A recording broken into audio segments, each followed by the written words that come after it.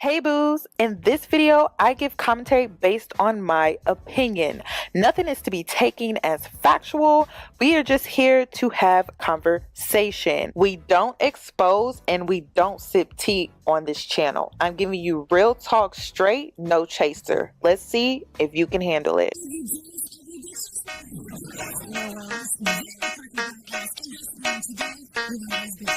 Cause I'm a boss. I haven't done anything for you to be proud of. Of course you have. You are marrying a man who can support you.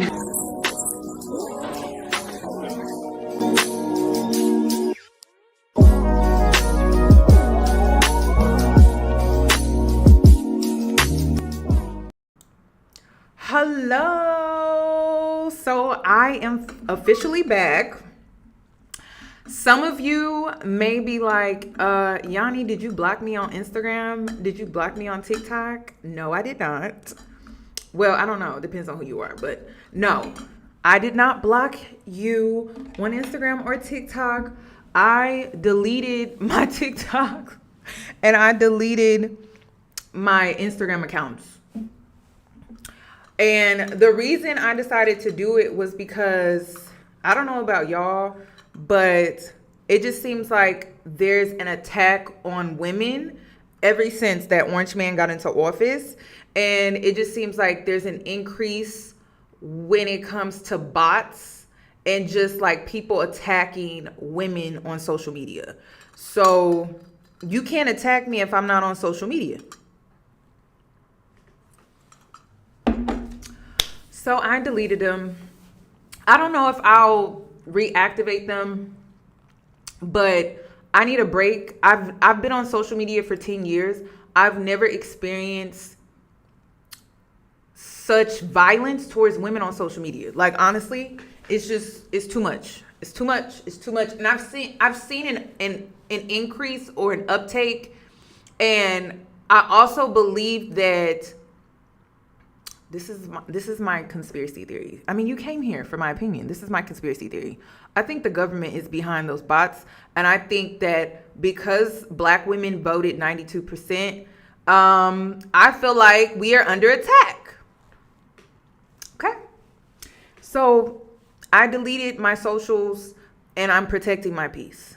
So that is where I'm at. I don't know if I'm going to reactivate my accounts. I really don't know yet. I just feel like, what's the point of being on social media if every day we're being dragged? Like on TikTok, when I decided to delete my TikTok, they was dragging black women about noses. So everyone can go get a nose job but us. I had an Italian friend in high school. She had like this hump, and it's just part of, her being Italian. All the women in her family have like this hump right here, and she wanted to go get it fixed. So she went and got a nose job. I don't understand. So I had enough. Like honestly, y'all, it was the nose job on TikTok. It did it for me. And then, what else did it for me? Megan Thee Stallion. I'm out. Y'all got it. I talked to my therapist. I had an emergency session, and she was just like, do what's best for you. Choose yourself, and that's what I decided to do. I was like, I just don't want to be on there right now. It's just too much. It's too much. And my mental health is just way more important. So I just deleted it. I don't know when I'm going to come back, if I'm coming back. I just know right now I'm protecting my peace, and it feels amazing. I feel rejuvenated. I like being completely out of the loop, and you're going to have to email me now because I'm not on there staying up to date with all of that stuff. So you're just going to have to let me know what you want me to talk about, if there's something that you want me to talk about.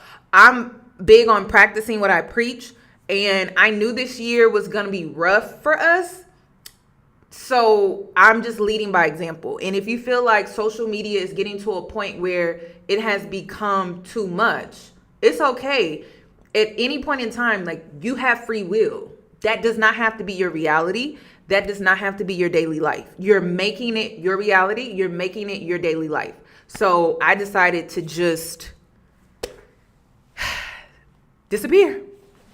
So let's get into today's video, because this video I have been putting off because I kind of wanted to see the prosecutors of this P. Diddy trial, or this itty bitty Diddy trial. I wanted to hear them out. I wanted the prosecutors to create a solid foundation before I weighed in and gave my opinion. And even with me giving my opinion so far with this trial, I just want to add that it's just based off of it only being, has it been 2 weeks or 3 weeks? Or are we going into the third week? It's only been like 2 weeks. So just to throw that out there, that this is an 8-week trial. It's going to be a long road. So nothing in this video to me is concrete.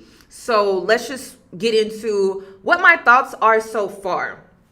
So I've been seeing a lot of talk on social media. Another thing that was making me sick to my stomach was seeing how people were just supporting abusers, vouching for abusers, just taking up for abusers. It was the weirdest thing I've ever seen in my life. And I can't even say it's men.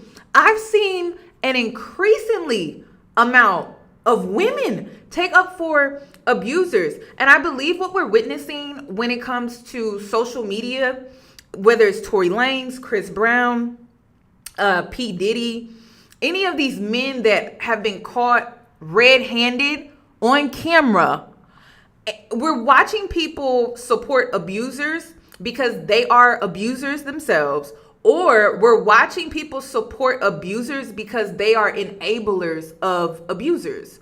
So when it comes to this P. Diddy trial, I want to talk about why people refuse to see Cassie as a victim. I also noticed too that a lot of the people that are supporting the abusers, they also have like this obsession with control themselves. And so they don't see anything wrong with these abusers and their behavior. So let's get into this whole Sean Diddy Combs trial. He is currently facing a number of serious charges, both criminal and civil, stemming from allegations of sexual assault, sex trafficking, and related offenses. So he's currently facing federal criminal charges for racketeering conspiracy. This charge alleges that Combs engaged in a pattern of criminal activity using his business as a front for sex trafficking, forced labor, kidnapping, arson, bribery, and obstruction of justice. Also, he is being accused of sex trafficking. Combs is accused of using force, fraud, and coercion to recruit, harbor, and transport individuals for the purpose of engaging in commercial acts. Okay, I'm trying to dumb it down a little bit because I don't want this video to get demonetized. He's also being charged for, he's also being accused, he's also being charged for transportation to engage in, I don't know if I can say prostitution. I'm gonna just say it, prostitution. He's also charged with transporting individuals across state lines for the purpose of prostitution. So let's get into some key allegations. Freak-offs is what he likes to label these, I'll just call them engagements. Prosecutors allege that Combs orchestrated and directed drug-fueled multi-day parties, sometimes involving coercion and violence, intimidation, and control tactics allegedly used by Mr. P. Diddy Combs. Also, key allegations is exploitation of power and influence. So him using his celebrity status. And, you know, one thing that P. Diddy is so known for is how he's like, oh, I can make you a star. Because I remember making the band, I'm going to make you a star. I can make you a star. I can make you a star. You know, he was really known for that.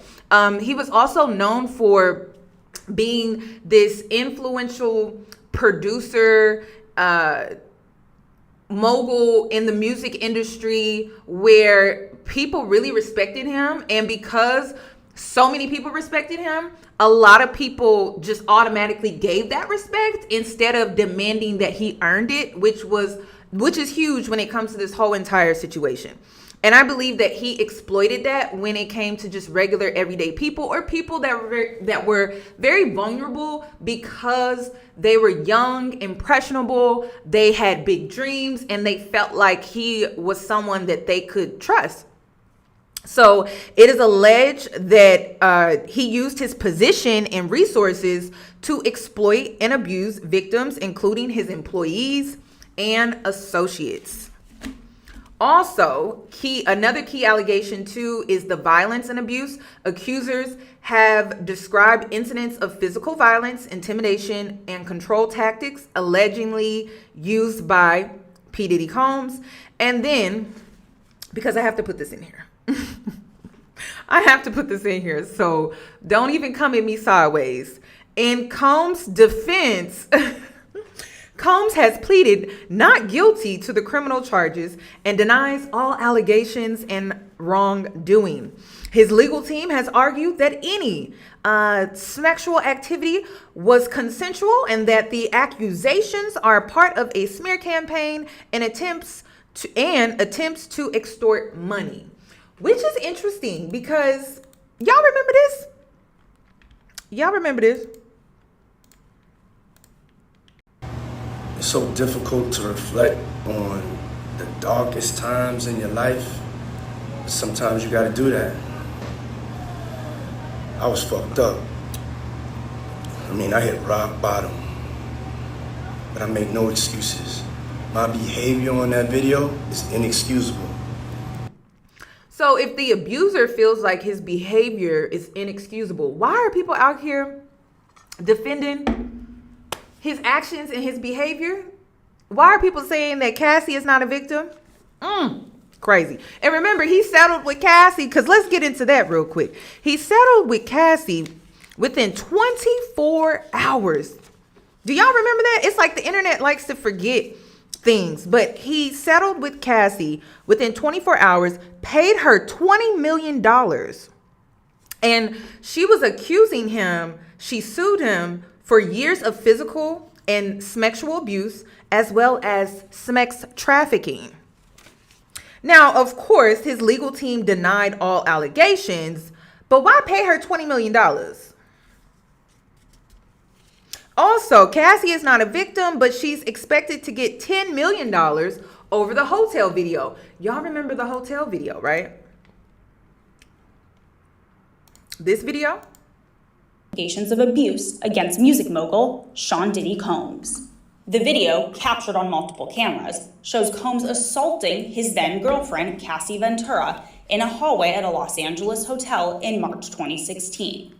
A lawsuit filed by Ventura in November last year and settled the next day referenced actions that seem to match those seen in this video. There is no audio. According to the complaint, Combs became extremely intoxicated and punched Miss Ventura in the face, giving her a black eye. And you still have people on the internet defending him. I'm okay. Let's go back. Also, let me cook here for a sec. He is facing these, so the potential penalties that he's facing, if convicted on all counts, Combs could face a lengthy prison sentence, potentially including life imprisonment. And this is what I want to get into. My key points when it comes to my opinion is the fact that I believe prosecutors have done an amazing job of showcasing how he definitely coerced and he was using, and let me get into the definition of that.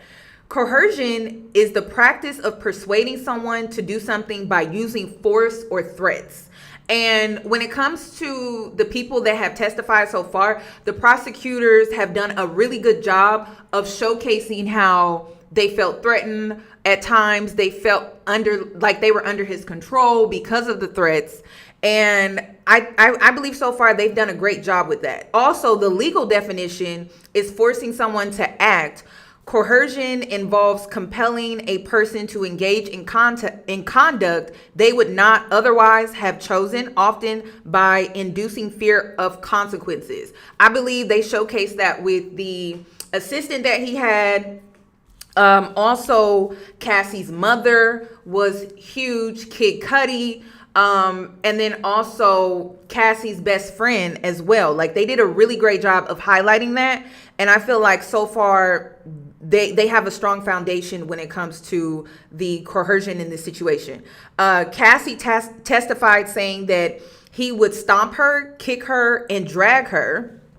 Okay, which we all saw that on video, which is crazy that people don't see her as a victim. But then also there were text messages that were released as well that were read out in court saying that she texted him saying, "I'm not a rag doll. I'm somebody's child."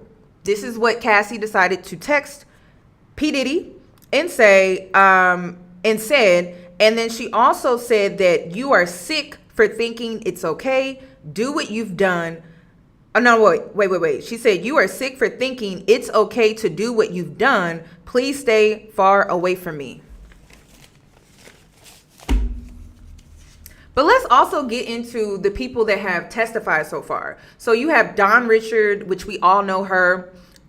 She was on Making the Band. I forget what was the name of the girl group, y'all? Why am I having a blank moment? What was the girl group for, oh my gosh, it's been so long, y'all. Let me see. Danny Kane. I feel like they came and went so fast. And then not only that, like, y'all remember back then, reality TV was huge. That's when I was like obsessed. I love Making the Band. Now I look at it differently. I don't even know what I'm even watching anymore because I think about maybe some of the things that were happening behind the scenes. We are also in a new era where you understand and you know the psychological effect reality TV has on you when you're on a reality TV show. So I just look at it differently. P. Diddy threatened to unalive her if she told anyone after witnessing him physically abuse Cassie. So this was Dawn Richard's testimony, just a short synopsis of what she said in court, but basically that P. Diddy would threaten to unalive her if she were to ever tell anyone and about him abusing Cassie. And then also Carrie Morgan, which is Cassie's ex-best friend from 2001 to 2018. She witnessed Combs getting physically violent with Cassie on 2 occasions and that he assaulted her. She said that she said that he sent her money. So P. Diddy sent her money and she signed an NDA. Now, you know what's so crazy about this whole thing about people not believing Cassie and they're not seeing her as a victim? Do you not see how many people took money and just kept quiet? Why is nobody talking about that? I don't feel like we socially are putting enough attention on that. It's crazy how we're putting so much attention on the victim, but we're not putting attention on like how a lot of these people just took hush money and then just disappeared for years. Let me see. Let's get into the ex makeup artist. Well, I have kept this secret for like 14 years. I mean, the first time I experienced it was 2010, and I was in the hotel room when Puff came in, and I had no idea Cassie left. And when I woke up, I just saw his presence come into the room. They went into the bedroom and shut the door, and all I could hear is screaming and yelling and whatever was going on in there, I don't know. But all I could think of was to grab Cassie's things and start packing it up and just getting her out to safety and bringing her to my house. So that's kind of like what transpired from that night. And once she came out of the room, she was badly, beaten. Oh my God, what did her physical appearance look like? I mean, it was knots on her head, black eye, busted lip, but a lot of knots all over her head. Did she go to the police at that point or anything? No, we didn't know what to do at that point because, you know, Puffy is a very powerful person and we were quite terrified. So I just, you know, brought her to my house, and my friend who is a doctor, I called her. This is my point, is this: when it comes to Cassie not being a victim, why do y'all feel like you have to discredit her? You know what I mean? Like, why? The truth alone, right, is enough. But why are people trying to go out of their way to discredit her experience? That's an innocent man. Let me be objective. That's an innocent man. There's nothing to prove, right? Because the truth alone is that it was consensual. But the truth alone does not show an image that in all situations or in all sexual engagements that it was consensual. So you have to go out of your way to discredit her. Why? Oh, we all know it's because she looks a certain way. What I'm witnessing from women on social media is jealousy. First of all, jealousy that she got paid. Let's talk about that. Jealousy that she was able to go through something and she still was able to get the happily ever after. Also, jealousy of the fact that she had access to a lifestyle that a lot of women obsess over. So jealousy too that she had a chance to walk the red carpets, not have to work a regular job, like a regular 9-to-5 job. A lot of people feel like she sold her soul too. So that excuses how she was treated, et cetera, et cetera, et cetera. So yeah, there's a lot of jealousy among women, and it's really creating a divide among women, because now you're starting to see that some women are not trustworthy. Like, if you look a certain way, they don't have sympathy for you. They won't have empathy for you or your situation at all because, well, you're pretty. So your experience does not matter. What happened to you, no one cares. And you need to just suck it up and deal with it. That's the cost that comes with you looking a certain way. And this is why I've been warning girls about the whole pretty girl privilege shit. It comes with a catch. And if you're not wise, you can easily fall on your own sword. And this is why, like, you should be careful about how you treat other people, how you look at other people, because the lack of sympathy is insane from women. But I like, honestly, y'all, I'm thinking about doing a video, and I'm titling it "The Summer I Turned Pretty Was the Summer I No Longer Had Sympathy." And it was the summer where people, it doesn't matter what I went through or what I've gone through, they don't care. And they never will, because now that you're pretty, your problems do not matter to me. I do not care about your problems. My problem is that you have privilege that I don't have. So nothing else about you I care about.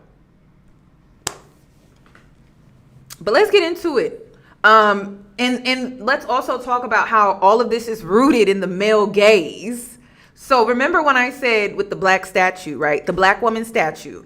And I said that a lot of women don't understand how male identified that they are, how male centered that they are, that even how they operate and how they think on a subconscious basis is to center men. And typically male centering when it comes to women is the male gaze. And a lot of women don't want to break free from that.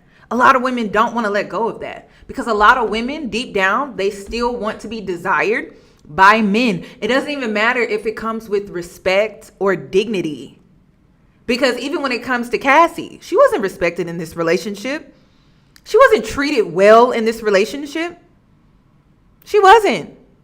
So it's incredibly insane to me to witness women on social media talk about, oh, Cassie's not a victim, Cassie's not a victim, Cassie's not a victim. And it's all because, truly, it's all because of the male gaze. Because if women didn't care about the male gaze, why would we care about how she looks? We should only be caring about how she was treated. Because if you look at how she was treated, she wasn't treated right. She was abused. But when you care about the male gaze, even if it's not on the surface, like you can say, oh, I don't care about the male gaze on the surface, but subconsciously, the way your brain works and how it's wired, you do care about the male gaze because you care about her beauty more than how she's treated. Why is that? Why do you care about how Cassie looks more than how she was treated? It's very weird. But let me continue. Because not only did this ex-makeup artist not speak up and help Cassie at all, who she saw was brutally beaten in the room next door, she never said anything, right? Oh, it's definitely toxic femininity. Also, she had a best friend at the time, Carrie Morgan. She was friends with from 2001 to 2018. She witnessed this man get physically violent with Cassie on 2 occasions and that he assaulted her. And then she also received money from P. Diddy and signed an NDA. She also stated, this is very important. She also stated that when he was when he did these like assaults or whatever, that he was not intoxicated, that he wasn't high, that he was level-headed. Okay. And then, which is the reason why I'm pointing that out is because, you know, a lot of people like to use the excuse, oh, they were probably both coked up, or they were probably both drugged up, or they were both under the influence. This is just a typical DV relationship, et cetera, et cetera, et cetera. And it's like, no.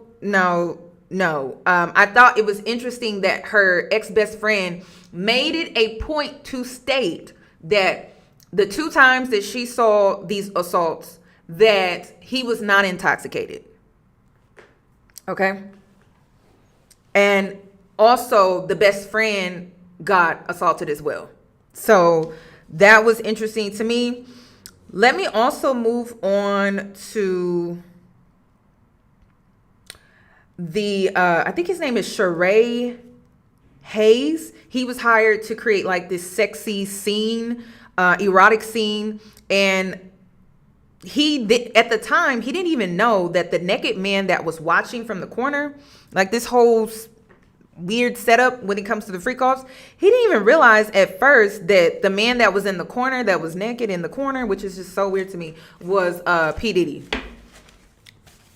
So it's just interesting how he had like this obsession with control. Yes, the Punisher. He had this obsession with control. And even if he was just in the corner directing a scene in the whole freak offs, you know, scenario, he was in the corner like directing. So it's very interesting to me. Also, Regina, which is Cassie's mother, she felt physically sick because after her daughter told her she had been threatened by P. Diddy that he was going to release explicit videos because Cassie was dating the rapper Kid Cudi. Her mother, which y'all, I would never advise. Well, actually her parents, I would never advise for you to ever do anything like this. But then it's like when you think of your child being in a situation like this, you would do anything, right? But financially, it's not a good thing to do, but you would do anything for your child. They took out an equity loan on their home, which I would never recommend, to save Cassie from being exposed like that. Not only that, she knew her mother took photos of her bruises on her body. But she's not a victim, though. Her mother saw that and felt like, I would do anything to save you. You know what? I'm going to take a $20,000 equity loan out on my home. Me and my husband are going to take out this $20,000 equity home loan out on our home to save our daughter. And the sick thing too, and this is also to me, it highlights how obsessed he was with control. He only demanded this of her parents because he didn't think that they were gonna be able to come up with the $20K. So they send the money, and about 2 to 3 days later, he sends it back.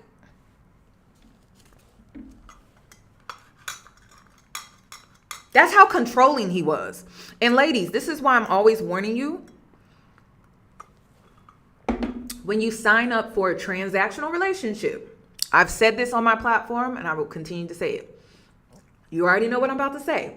When you sign up for a transactional relationship and the man is willing, he's urging, he wants you to sign up for this transactional relationship. You are signing your name on a dotted line saying that I am getting into bed, I am going into business with a master manipulator. Master manipulators are obsessed with control. So know what you're dealing with.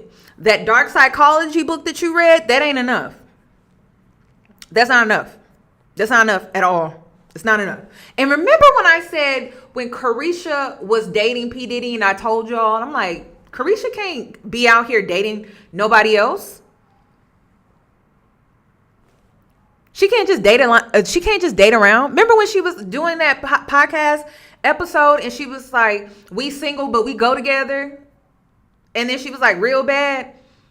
And I'm just looking at Carisha like, girl, you not single. You are in this contract.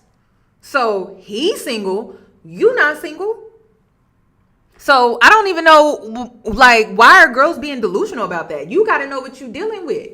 You got to know what you're dealing with. When I was younger, y'all, I used to read these books back in the day.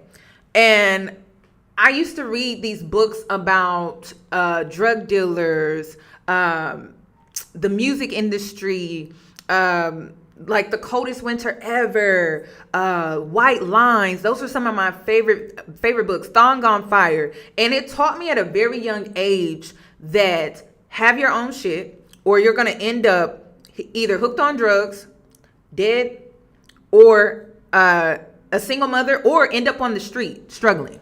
Because a lot of times those books always had the same story, the same type of ending. Sometimes they would try to like romanticize it with a happy ending. But a lot of times, like in real life, because some of that stuff was based off true stories or true events, because a lot of times when those stories were being written, they didn't want you to know it was based off of this real person, like this celebrity or whatever the case may be.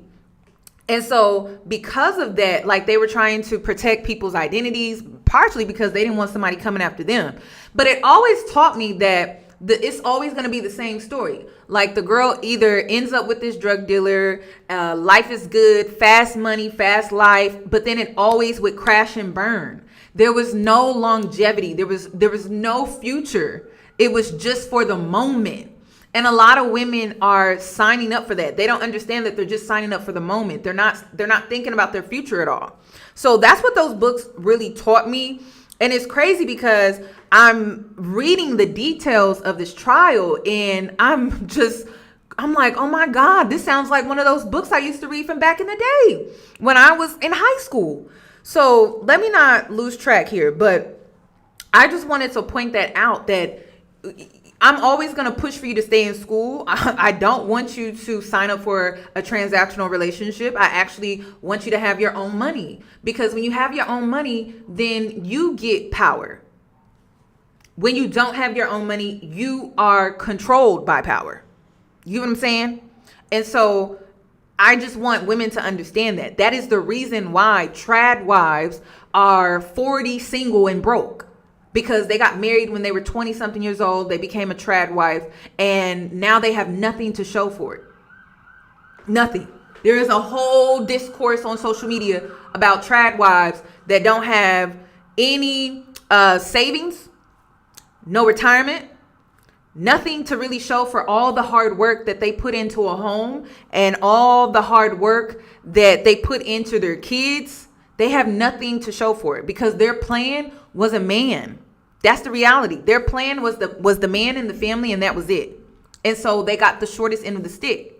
And you got to understand that in order for you to have any type of leadway in this world, you got to have your own shit. And it's like women don't want to have their own shit. And I'm just like, why you don't want to have your own shit? Because when you don't have your own shit, then that means that means you're dependent. That means you got to depend on somebody else. Why do you want that? And I'm talking about fully depend. Fully. So that means that keeps you trapped. right? That means you can't leave when you want to. That means your free will is not as free as you would like it to be. Because, well, wait a minute, I can't do this, I can't do that because, well, I don't have the money to be able to do this and to be able to do that. And I know a lot of times when we talk about these scenarios, it's always on the level of rich, right? But even when it comes to just the level of being a stay-at-home mom and not having nothing to fall back on, it's very risky to not be in the job market for years. Even me as an entrepreneur, if I was to go back into the workforce, I would have to pretend like my business was a 9-to-5 job for my resume to even be taken serious, because I haven't been in the workforce for almost 8 years, 10 years. So even I have to worry about that as an entrepreneur. But you as a woman that stays home and you are now seeing, the manipulation in your marriage, or you're seeing how you're not really appreciated and things like that, you trying to go back into the workforce and you haven't worked in years, it's going to be very challenging for you. So I don't know what the answer is. What I do know is that there's a reason why women ran from that lifestyle. And you need to start questioning why, instead of running right back into the lifestyle and then not asking questions on the way in, like, hey, why are you leaving? Hey, what happened? Why didn't it work out? You need to be asking questions. You need to be talking to those women. You're sprinting straight forward and they're sprinting in the opposite direction. You need to be asking why. Like, why? What's going on? Let me know. And then the girls online that's teaching you about these lifestyles, they making money off of you, baby. Like they getting the bread from you. They getting the money from books, seminars, mentoring, YouTube videos, content creating. They getting money from you.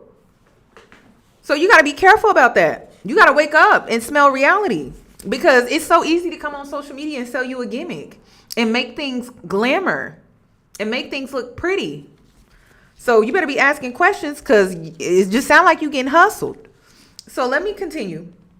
So when it comes to Cassie's mom, her testimony to me was pivotal, and it provided firsthand accounts of coercion and abuse and threats. So to me, I think this is where Diddy really messed up, in my opinion, was when he threatened her parents. Because threatened her and involved her parents and demanded $20,000. And then the fact that they actually sent it and then he sent it back because he didn't like the idea that, he would actually have to leave her alone. So he sent the money back. Crazy. Also, I want to talk about how so far it's been documented. Well, her mother was able to document the fact that she was physically abused. This payment was taken under duress. It had an emotional impact. And the interesting thing about her mother testifying, there was no cross-examination by the defense, which was interesting. And I was told by a peer of mine that when her mother testified in that courtroom, y'all, it was serious. Like the energy. And P. Diddy did not want to look at her mother. Did not. And it's so crazy how Cassie's mother is in the stand and is looking at him as she's giving her testimony. And he doesn't want to look at her. Interesting. So, in my opinion so far, because I gave the official legal definition of coercion, that when it comes to Cassie's mother's testimony, this showcased induced fear of consequences. And so I feel like the prosecutors nailed it when it came to Cassie's mother's testimony. And I'm pretty sure because they took out a home equity loan of $20K, they probably have the receipts for that, plus the wire transfer showcasing that it was sent and that it was also sent back. This also showcases a pattern of intimidation and control over Cassie. And this is the thing, right? People are like, oh, Cassie is not a victim. Cassie is not a victim. What mother pays $20K in hopes to save their child from a man that they know they are being abused by? Like, what parent does that? a parent that cares about their child, a parent that is witnessing their child be abused, a parent that is seeing their child be victimized and controlled clearly. So I felt like I was actually shocked to see how people were still somewhat denying that P. Diddy was an abuser. I just couldn't believe it. And then not only that, right? Do y'all remember this? This statement was released December 6, 2023. And he said, enough is enough. For the last couple of weeks, I have sat silently and watched people try to assassinate my character, destroy my reputation and my legacy. Sickening allegations have been made against me by individuals looking for a quick payday. Let me be absolutely clear. I did not do any of the awful things being alleged. I will fight for my name, my family, and for the truth. Sean Diddy Combs. Now, he posted this December 6, 2023. Okay, let's keep that date in mind. I have my notes here. Just give me a sec. Because, okay, so this video, this apology video, it's so difficult to reflect on. This was posted Sunday, May 19th, 2024. The reason why I'm pointing that out is because he has this obsession with trying to control the narrative and also trying to hide the truth. And people are still defending him. The darkest times in your life, sometimes you gotta do that. I was fucked up.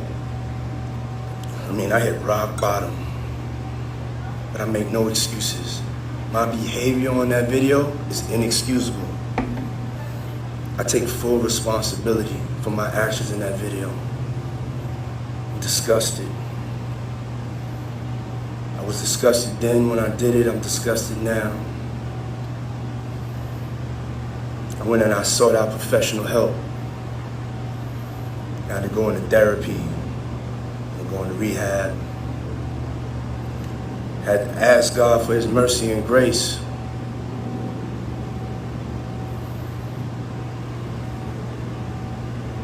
I'm so sorry. But I'm committed to be a better man each and every day. What is he apologizing for if he didn't do anything wrong? What is he apologizing for? I'm not asking for forgiveness.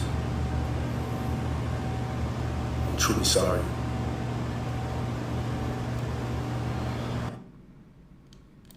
Interesting. Okay. Also, another point that I want to make too is David James, who was a personal assistant of Combs from 2007 to 2009, which is a very short time. He wasn't with P. Diddy. He wasn't working under P. Diddy very long. He's claiming, or he's alleging, that he witnessed Combs' use of drugs and his role in stocking hotel rooms before the freak-offs. He was subjected to lie detector tests and an intimidation search while working for Combs. Now, this had to do with an apparent situation where a jewelry was stolen, and so he had to go take a lie detector test, and then he was searched and he was intimidated while working with Combs, which is illegal, by the way. For those that are wondering, you cannot do that. This is Mr. Combs. Oh, also, while David was working with Mr. Combs, which I look at the assistant like a little sideways, because I'm just like, why would you work for someone like this when there were clear, obvious red flags? You know what I mean? And so during the interview, when he was being hired for the job, Mr. Combs goes, "This is Mr. Combs' kingdom. We are here to serve him." And this was told to him during his interview before he got the job, before he got the assistant job. So pity, you know how, and then it's crazy because when you go back and you watch Making the Band, you see how he was and how he treated those around him. He treated the people around him like shit, like honestly. And so to hear his assistant say this, P. Diddy basically was like, this is Mr. Combs' kingdom and we are here to serve him. And it's like, that was the same type of energy he had on Making the Band. So is it hard to believe his testimony? No, because we actually witnessed it in real time. I still can't get over the fact that he made them people go get cheesecake. Y'all remember that episode? And I was like, wow, that's crazy. He making them walk and go get cheesecake. It's just the way he treated people he treated people crazy. But anyway, the reason why I'm pointing this out is because his testimony, in my opinion, it showcased orchestrated sexual encounters by stocking the hotel rooms, because that's what he was responsible for. And he was responsible for stocking the hotel rooms with baby oil. And y'all, I honestly do not want to see another bottle of baby oil. I can go the rest of my days with not seeing baby oil or Astroglide. Okay, I just don't want to see it. He was also responsible for stocking the rooms with condoms and personal lubricants. And then this is the thing, because I'm really waiting to see the prosecutors. I want them to showcase how this was all financially tied into his businesses. They have not yet showcased that yet, and I'm looking forward to them showcasing the paper trail, because his assistant said that the items were purchased with cash provided by Combs' security team. So we don't know where did the cash come from. You know, did it come from his business account, or did this come out of his personal account? How were these freak offs truly funded? Were they funded through his business expenses, or was this like after hours personal stuff going on? That's what I want to see more of in the coming weeks. I want to see the financial paper trail of how these freak offs were funded.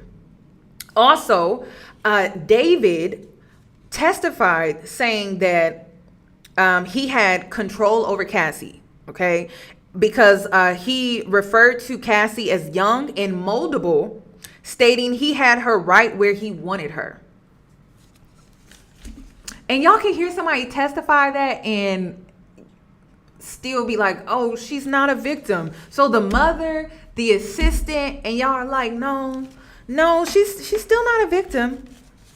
But anyway, David's testimony showcased intimidation and surveillance after taking the lie detector test. So he was under surveillance, and again, that's illegal. Okay, you can't.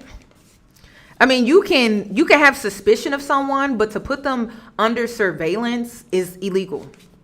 So also, there was a situation that happened with Suge Knight, and David also testified about this incident as well, where Sean was anticipating like a violent confrontation. It also it alluded, I'll say that it also explained like why maybe Combs had defaced AR-15s that had serial numbers scratched off, along with other firearms. So that kind of ties into racketeering. I don't believe that the prosecution team has really drove that home for people yet. And people are like, I want P. Diddy to have a fair trial. Honestly, this is just strictly my opinion. I don't care if he has a fair trial or not. I'm just being honest. But I also have to speak on facts, right? They haven't done a great job showcasing that this is like RICO. They just haven't.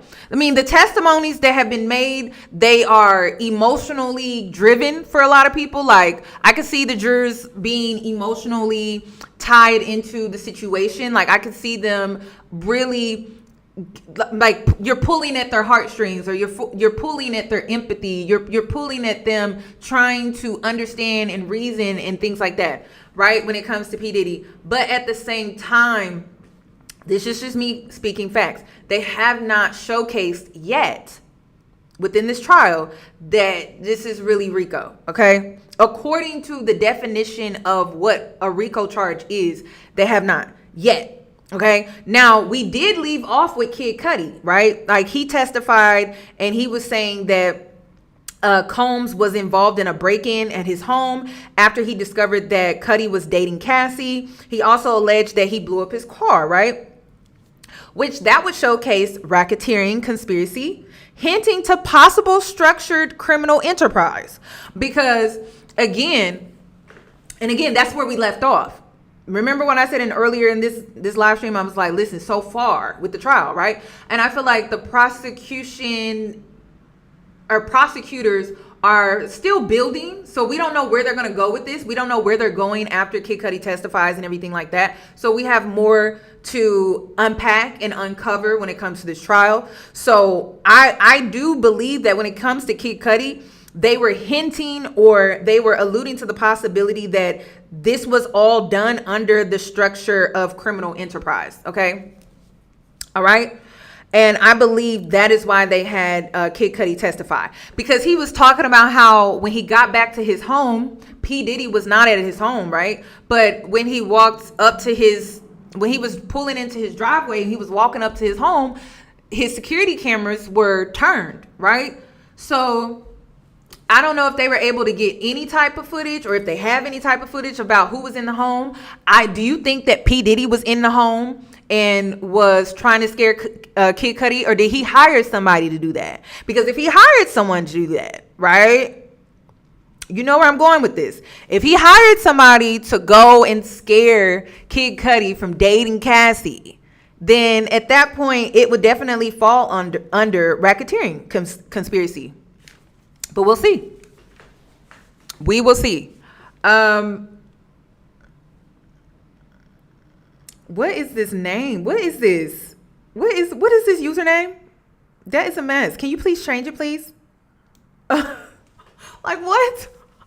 Okay, anyway. Also, that's what I was about to say. Y'all don't think it's strange that everyone is just so scared of him? Like, why is everyone so scared of him, but he ain't done nothing? That's what I'm like. Why is everyone is so afraid? Like, people taking a payday, right? And then they going silent because, well, I was afraid to say anything. I was afraid to do this and I was afraid to do that. Why are we not questioning why? Everyone is just so terrified of this man. Like, if he's so innocent, why are people just shaking in their boots? I don't get it. And to the men that are still defending him, like, oh, like, this ain't no RICO. This ain't no RICO. Okay, well, why is everybody so terrified of him and what he can do to them? You know what I mean? And then we're not about to sit up here and act like he has not been linked to murders, right? Going back all the way to the 90s, right? We're not about to sit up here and act like he hasn't been linked to some interesting situations out here. So, and I wonder, that's another thing. I wonder if there will be any bodies that are brought up in this trial. We haven't even got that far yet. Okay. So what I feel like prosecutors need to do a better job of doing is to really showcase how this is where do the RICO charges come into play? They have done a great job presenting compelling testimonies regarding alleged abuse, coercion. Establishing the legal criteria for a RICO conviction requires demonstrating that Combs led a structured criminal enterprise and engaged in a pattern of racketeering activity. So they haven't yet really proved that. Not saying that they won't. I'm saying that they haven't done it yet. And so that's what I'm going to be looking forward to. So I'm going to be looking forward to them showcasing the structured criminal enterprise and showcasing how he engaged in that. And there was a pattern of that. And so far, that's where I'm at when it comes to the Diddy trial. I will be looking forward to prosecutors establishing, again, structured criminal enterprise, demonstrating a pattern of racketeering activity, corroborating witnesses, testimonies to back up racketeering activities, and then also linking alleged acts to the enterprise, like the Kid Cudi situation, like arson. Because they didn't really link. Like a lot of people are saying that Kid Cudi, you know, he gave his testimony and everything, but how are you able to truly link him to that incident though? And it's gonna be interesting to see how prosecutors link him to that whole Kid Cudi situation. I mean, I can see it, you know what I mean? But it's not about what I can see. It's not about what I'm sensing. It's not about what I feel. It's about what can be proven. You get what I'm saying? So that's what I'm going to be looking forward to when it comes to this trial. Also, again, back to the financial patterns supporting the alleged structure of the criminal enterprise. I'm going to be looking forward to that, where they're showcasing how this was an organization and his businesses were just the front. Okay. Which to me, and this is just my opinion. All right. This is just my opinion. His businesses were definitely a front. I tried to tell y'all that man don't own Ciroc. I tried to tell y'all, and black people's like, he owns Ciroc. He owns Ciroc. I was like, no, the hell he don't. He does not own Ciroc. But let him tell it. For years, he was the owner of Ciroc. I was like, no, he not. He doesn't own Ciroc. Okay. No. Gina is on the run, y'all. Gina is nowhere to be found. Capricorn Clark, I'll be looking forward to her as well. Okay, I will be looking forward to her as well. But I'm just keeping it real. I don't really like P. Diddy. You already know I don't like him, but I'm just being honest. Like, facts are facts. This has to be proven, and I feel like this is not like a slam dunk type of trial. I'm sorry, it's not. It's not giving that so far. Okay, I need the prosecutors to come in. I need you to lay something thick, you know, like put something heavy down. You know what I mean? But I'm also respecting the fact that prosecutors probably have a strategy here, and we just haven't gotten to that punch. You know what I mean? So I'm just sitting back and I'm waiting. Okay, I'm just waiting to see when are we gonna get that boom? You know, it hasn't happened yet. But when it does, I will be doing a live about it. So also, I want to hear, this is another thing too. I want to hear more testimonies from men. I do. We know he has victims when it comes to women. We understand that. But where are the men? Am I the only one that wants to hear from the men when it comes to how they were victimized? We've heard stories for years, but I would like for a man to get on the stand and just say, hey, he took advantage of me. Okay. We heard what, let me see. We heard what, oh, here it is. Hold on. This was crazy. We heard what Terrence Howard had to say. This is absolutely, well, listen, we talked about it. We've got a lot of guys on to talk about this. Oh, I'm sorry, y'all. I got it sped up too fast. Why was it up that fast? Are you done with Hollywood? Because no, I mean, I'm still working. I still, you know, I haven't made the money necessary to do all of the other stuff. So I still have to go and do the chitlin circuit. I still have to do wait. that I need to. But eventually, I've done what I set out to do, which was to redefine the universe. I've proven what I've set out to do, and that's why. Did you ever have the opportunity where you got invited and you said no to it? Hell yeah. What was the consequence when you said no? Puffy invited me for weeks, asking me to come and teach him how to, wanted me to be his acting coach for a while. Go there and he's sitting around just looking. I'm like, okay, what's the material you want to work on? He's just looking at me. Then next thing you know, okay, hey, will you help me? I want to hear your music. So I come over there and I play the music. And he's sitting there, just looking at me, like waiting. Okay? Could you imagine? So then my assistant was like, he wants to hang out with you next week. And I was like, for what? He's like, I think he's trying to fuck you. That's what my assistant said. I was like, oh, okay. Now I get it. So now no more communication.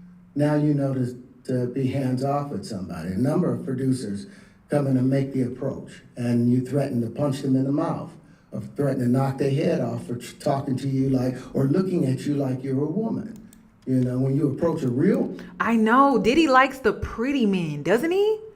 He likes the pretty men. So I can actually see this. I mean, did you see his lineup? I saw his lineup. I don't have a photo of his lineup. I think I deleted it. But did you see his lineup? Like, a lot of the men are like pretty. They're very clean cut. They're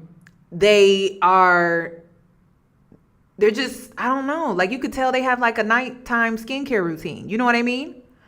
You know, they have scheduled haircuts. They have scheduled trims that they do. They may even get facials. They may even be the type of guys that go and keep themselves up, like their nails and stuff like that.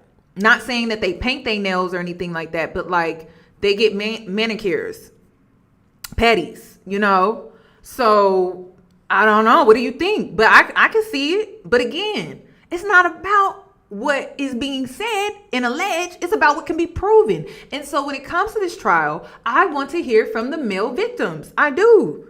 And the reason is because I want the culture to be shook a little bit. And the reason is because I'm going to get into why I used the thumbnail, but I want the culture to be shooken up a little bit. When a woman is a victim, people don't want to see her as a victim, right? But when a man is a victim and he's describing how he was taken advantage of, that's different, right? It's different. So if he's taking advantage of women and then there's a man saying that I was also taken advantage of, it's just going to be, I just feel like the culture needs that. I feel like the culture needs to see that, needs to hear that. That's what I'm wanting to see. Not because I'm seeking pleasure in a man being violated at all. Like, that's not what I'm getting at. I'm saying that it's just so interesting how Cassie is not a victim at all because she's a woman. She has pretty girl privilege. She asked for it. This is what she signed up for. She knew what she was signing up for. Even though I find it so interesting that people had an issue with P. Diddy's daughters being in the courtroom when Cassie gave her testimony. And they felt like, well, they shouldn't be in there. They shouldn't be in the courtroom. Why not? Why not? Cassie was around the same age as those girls at the time that she started dating their father. So this is what's so interesting to me. It's interesting how cognitive dissonance, how that happens, how people are able to separate and make excuses for what they believe in. But I'm just like, so what Cassie went through, right, which is close in age to his daughters, what she went through, she's not a victim. But his daughters shouldn't even listen to her testimony in court.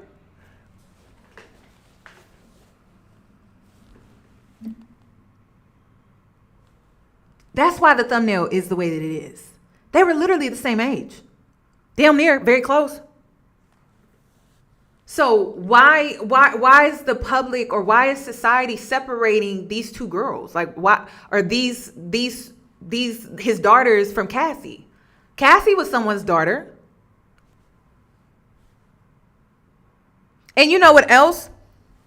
This enterprise, I see where the United States government is going with this, because let's not forget that Cassie was a young, impressionable girl that signed to his record label.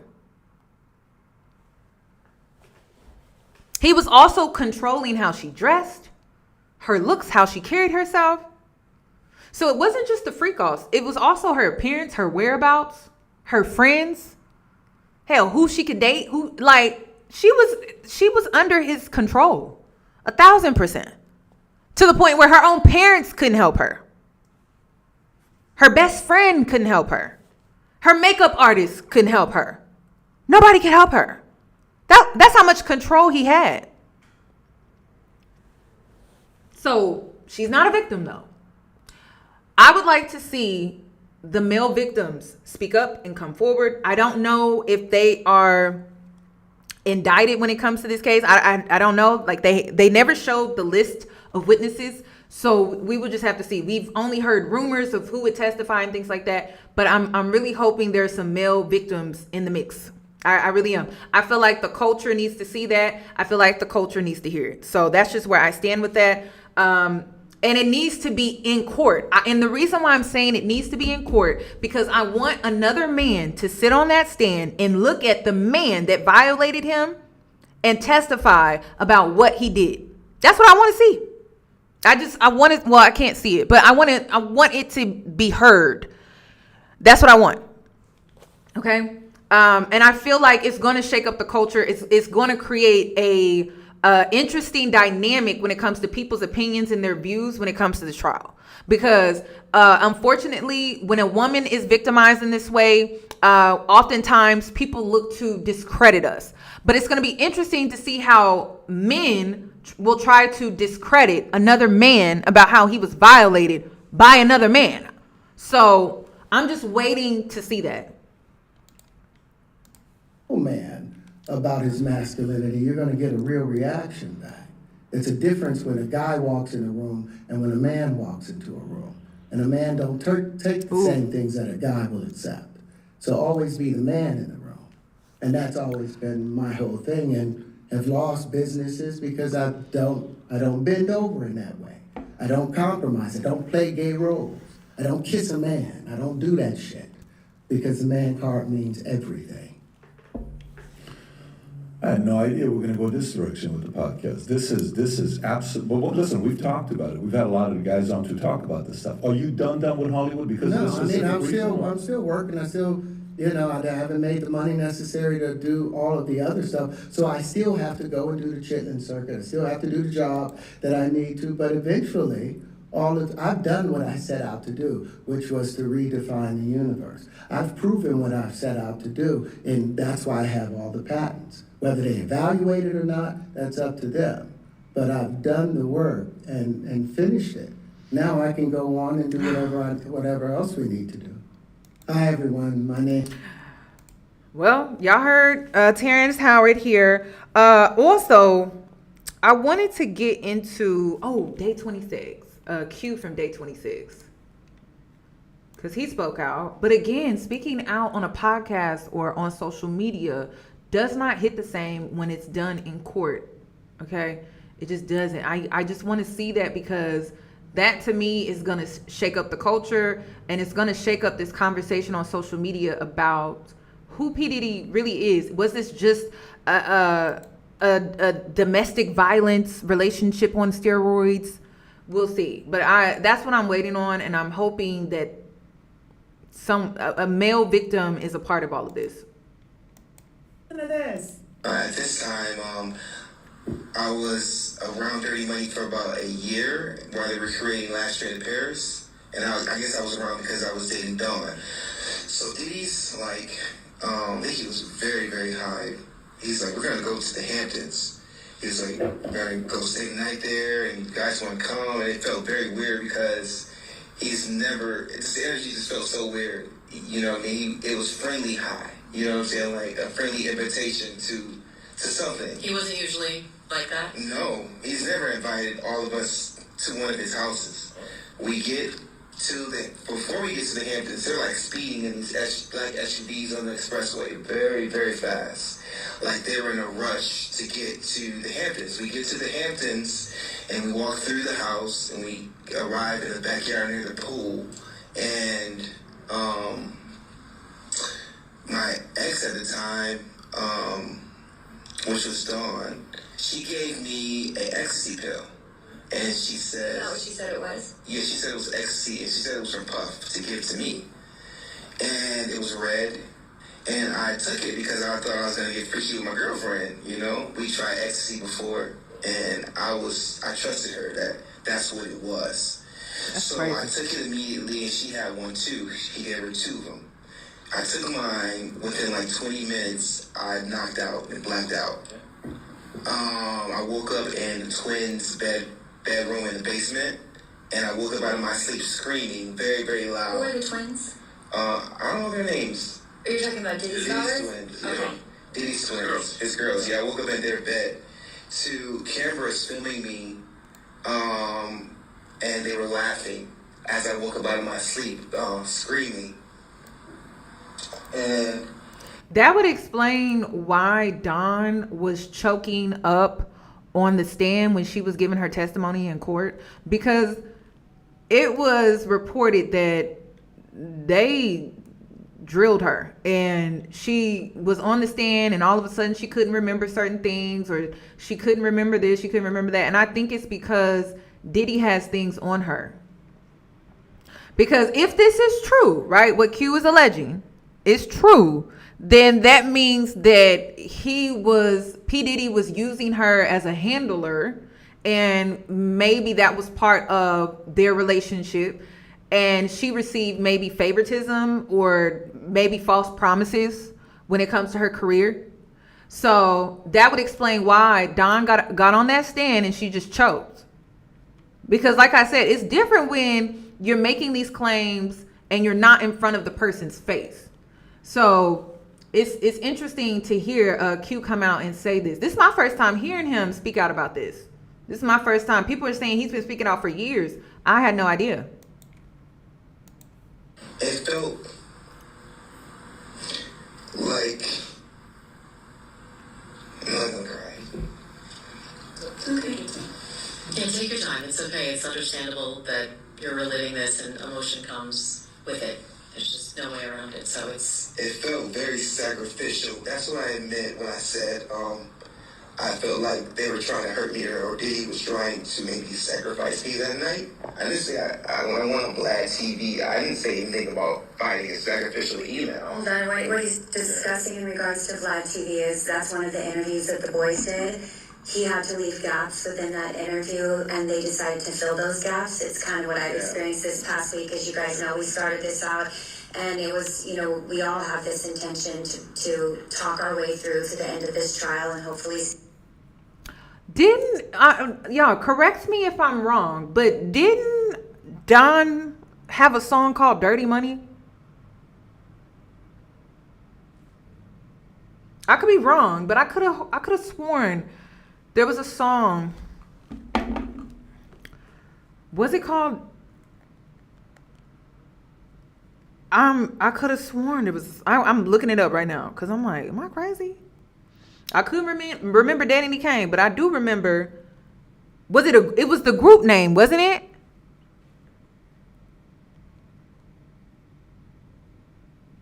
Yep. Interesting. Dun dun dun. Don, you guilty in my book.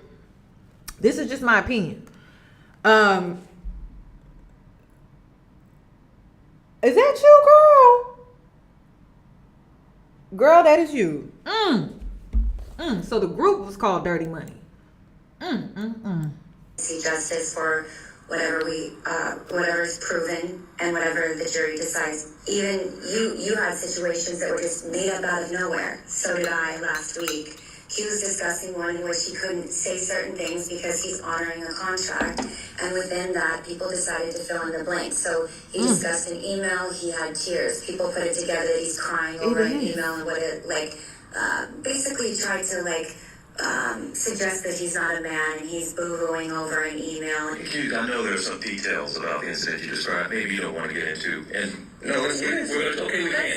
Can I go with how I know you can be open about how it made you feel, right? So you're saying after this particular incident, you left there feeling.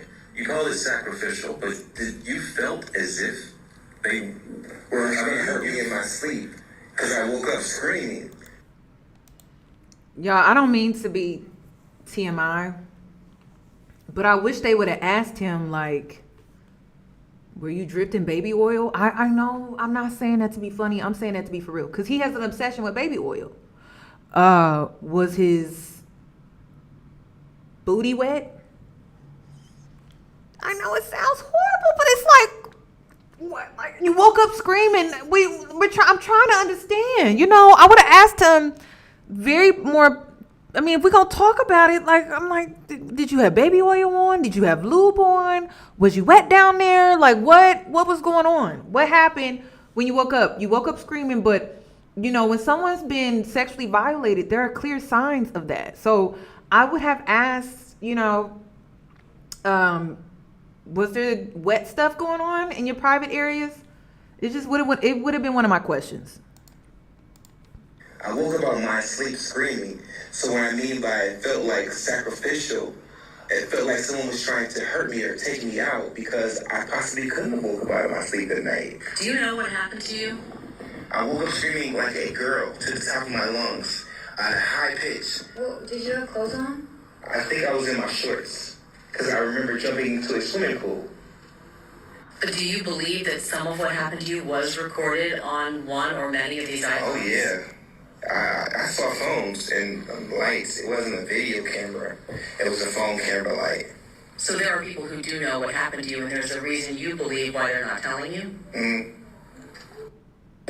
At this time, I was around Dirty Money for about a year while they were creating Last Year in Paris. And I guess I was around because... And it's crazy because this was around the time that Don was already in the group Dirty Money. So that's interesting.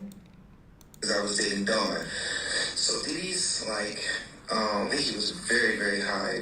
He's like, we're going to go to the Hamptons. He was like, we're going to go stay the night there, and you guys want to come. And it felt very weird because the energy just felt so weird. You know what I mean? It was friendly high. You know what I'm saying? Like a friendly invitation to something. He wasn't usually like that? No. He's never invited all of us to one of his houses. Well, we all know what Cat Williams said. He said, you got to tell him no. Okay. That's so sad. Like, that's awful, y'all. That's awful. I'm gonna go ahead and move on. I just wanted to make that a point that I am looking for, I feel like that's horrible to say, like looking forward. I'm looking out for male victims when it comes to this trial. Okay. I'm not really looking forward to it in a like, oh yeah, like I'm excited. I want to hear from the male victims. Okay. Also, I wanted to talk about, because we have a SMEX trafficking issue here in Houston, and I wanted to highlight what this woman had to say. She is a victims service coordinator, because there's so many people online speaking for victims and how trying to determine if a person is a victim or not, and they don't have any certifications or certificates when it comes to speaking with victims, identifying victims, or anything like that. So I wanted to bring on this specialist that works with victims. She speaks with victims, and she was hired by the city of Houston to help with the SMEX trafficking issue. And I just thought that what she had to say was very interesting. This happened about 7 months ago. They did a huge SMEX trafficking bust here in Houston where I think it was like 9 bars or something crazy like that. And she was brought on. She was funded by the state to be brought on so that she can work with victims that were a part of these SMEX trafficking rings. So I wanted to show y'all this. She's going to get up here and speak. Good morning, everyone. My name is Rachel Wellington, RACHELWELLINGTON. First, I want to start off a bit with repeating a bit of what was said. Human trafficking is such a complex crime. It has so many facets that there is really no discrimination of who a victim can be. But one thing that's really in common with victims is their vulnerabilities. Traffickers know how to prey on victims' vulnerabilities, whether that be poverty, a broken home, looking for love, false relationships that have devious intentions. And it's easy for females to fall prey into this crime. And some things that are in common as well in how traffickers, and I speak for potential victims out there, is first they target their vulnerabilities and give them false promises of hope of a better life, especially if they are at ends meet, if they are looking for family or looking for community. They know the words to say. They know how to really get someone to trust them. As soon as the trust is there, that's where the exploitation may begin, whether it's sex or labor trafficking. And one thing that's really huge with human trafficking and why it's hard for victims to make outcries or to ask for help, it's the psychological manipulations that traffickers give to their victims. This is a very psychological crime where it takes time for us as law enforcement to build cases, for us to build rapport with victims, to gain their trust again. They trusted once and it backfired. For them to trust again, it takes work and takes dedication, not just from us, as was mentioned several times. I am just one person working here at TVC as Victim Services Coordinator, but it really takes a village with HETRA. And we partner with NGOs, especially for what happened Friday night. I could not speak with more than 80 people, but we had a team of dedicated personnel with YMCA International, BCF Common Thread, law enforcement victim services as well were there. And they were a huge support for us to be able to assess for any human trafficking basic needs that the victims may have. And once we do, after we finish interviewing these victims, we provide services and we provide any support that they may need after the fact. We know that it may take time for them to ask for help, but when they do, we're ready for safe shelter, for basic needs, for mental health, medical care.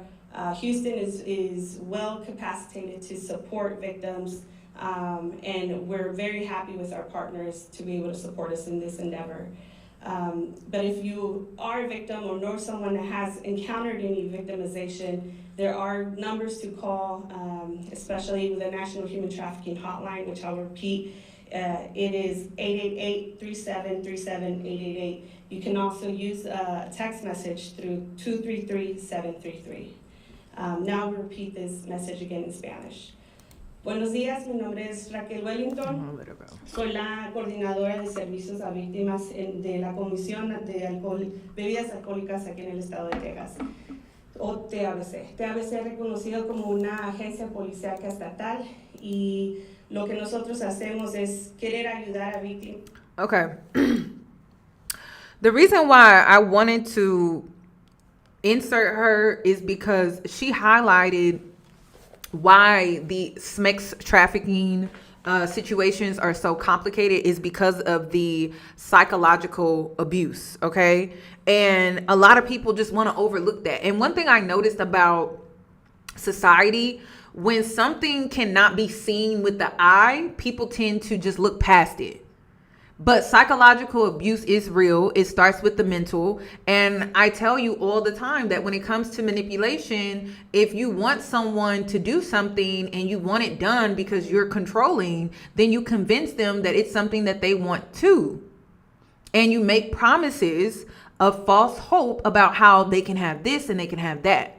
So I noticed that when it comes to society, like we don't take pride in our mental health. We don't take pride in making sure we're good on a psychological level. We ignore that because we just give in to hustle culture. We give in to burnout. We give in to running ourselves into the ground. We don't know how to say no when we need to. We exhaust ourselves. So how can you have empathy for someone that's being psychologically abused? It's just something I wanted to highlight. Also, I wanted to also point out Gene Deal, who was Sean Diddy Combs' bodyguard from 1991 to 2005. And hold on, before I go here, he spoke on P. Diddy having his daughters in court. Let me see if I can find it. How you feel about Diddy daughters leaving the trial when Cassie started to testify about all the sexual acts that she engaged in with their dad? I believe that his daughters had no business up in that courtroom. And I know that they want the jurors to see that he has a family, he has that moral support from them. But see, the prosecution and the defense, especially the defense, had already told Diddy how they was gonna go, because they know their game plans. They know what they're gonna go at and what they're gonna talk about. And they know they was gonna bring those things up. And how dare you have your daughters in there? Maybe that would be their deterrent for never to let somebody do them like that. Maybe. No matter how famous they want to be. Maybe that's their deterrent. But for how your kids up there to hear some of the nasty that you did, and they know you used to fight their mother, they know that you used to do certain things with their mother, that was one of the craziest moves I ever seen. Very selfish. So I want to ask the chat, do you think him having his daughters in the courtroom was a good idea? Put 1 in the chat or put no in the chat. Put 2 in the chat for no. My opinion is unpopular. I think it was important for them to be in the courtroom.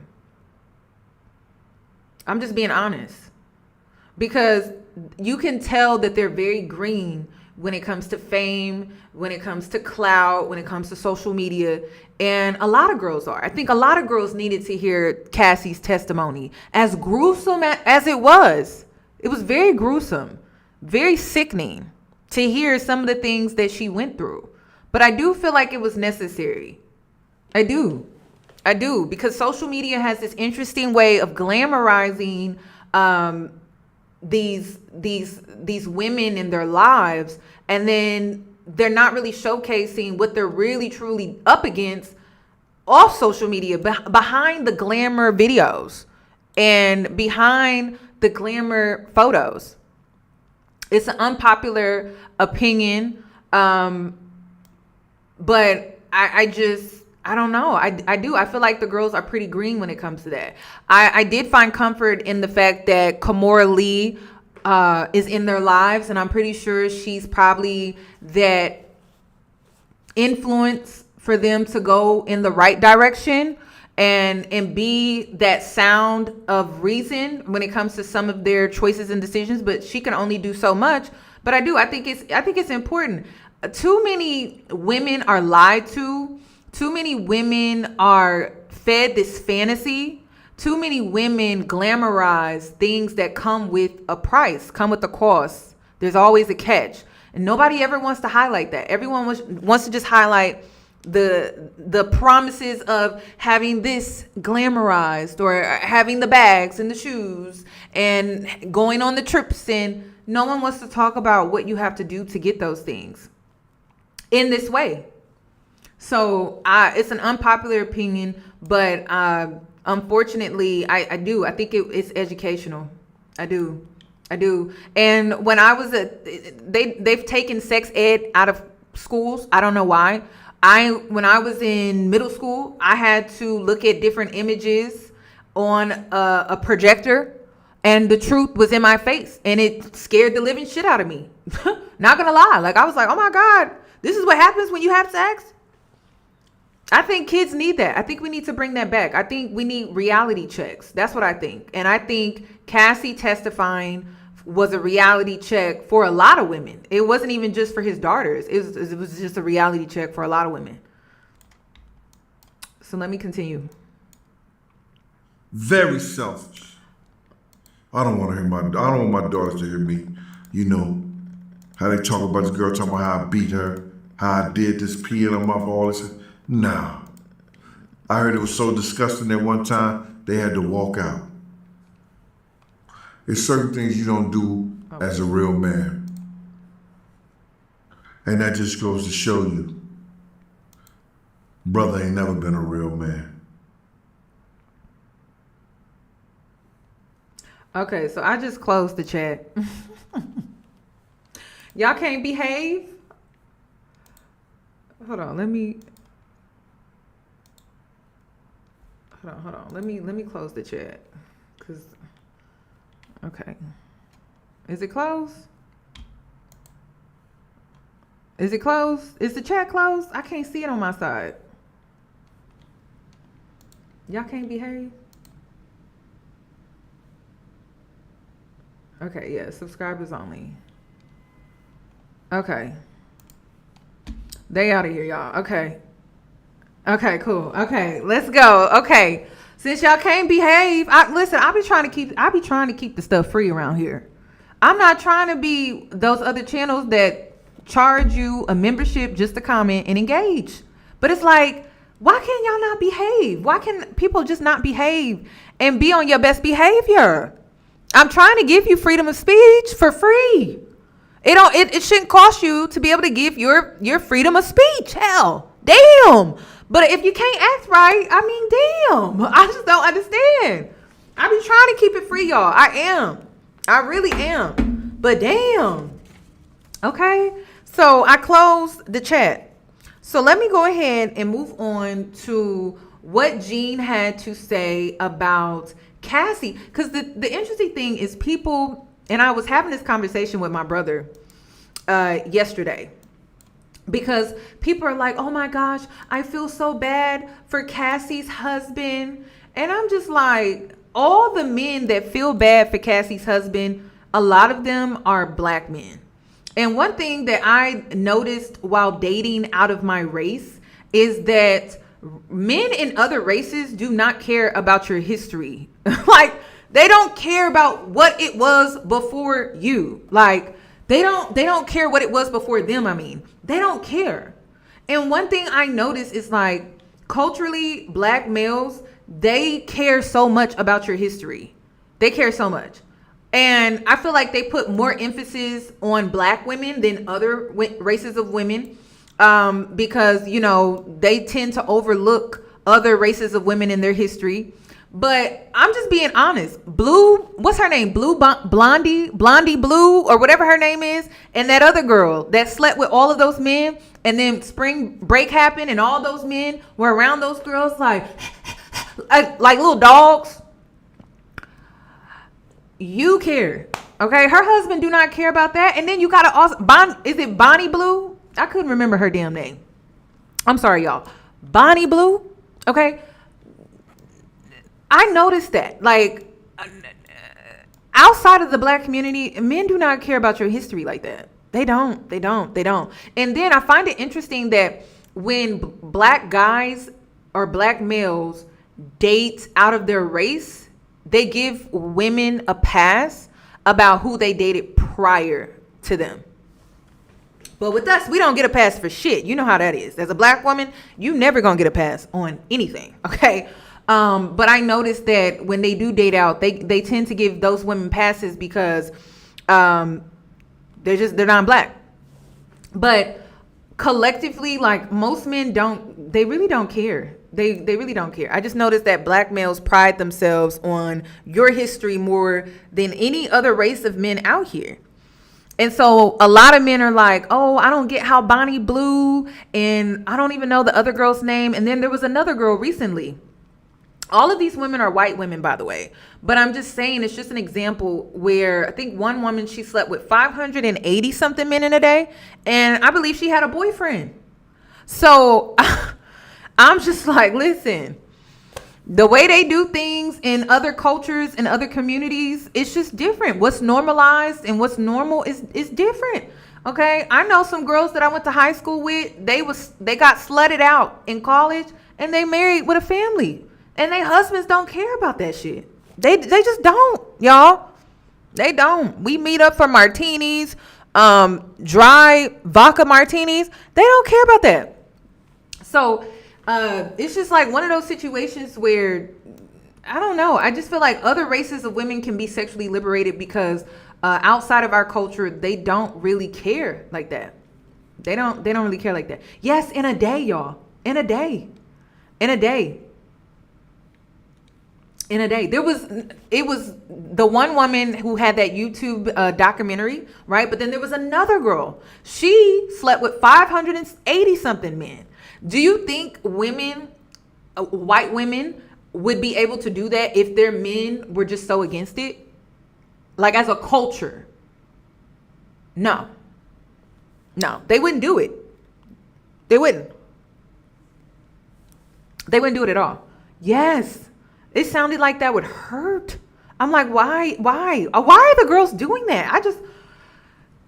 I don't understand it.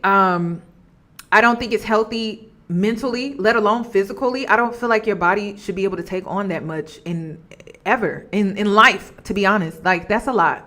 But yeah, I witnessed that and I saw that. So I was talking to my brother about this. He's a black male. And I was telling him, I was like, I'm just being real with you, but y'all are the only ones that really care about that type of stuff. Non-black men do not care about that type of stuff. Now, are there exceptions to what I'm saying? Of course, but I'm speaking on the majority here. They do not care about what it was or what happened before them. They only care about what it is currently and forward, not back then. They do not care about that. So I'm noticing that the men are making like people are looking at Cassie's husband as like, oh my God, I feel so bad for him and da da da. And I'm just like, I know some girls that was slutted out. They are married and their husbands do not care about that stuff. But then again, they come from a different culture. So it is what it is. It is what it is. I'm not saying in all cases, but I'm saying that black culture is just, it's just way different. It's just way different. It's way different. But let me hit play because Gene explains it better in my opinion. Speaking of Cassie's husband, they saying that he was mean mugging Diddy in the court when the prosecutors were showing Cassie pictures of the 13 men that she was having sex with, that Diddy made her have sex with. Well,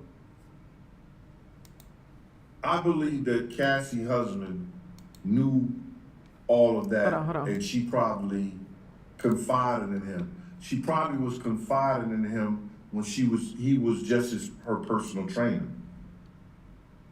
He knew some of the stuff probably that she was going through.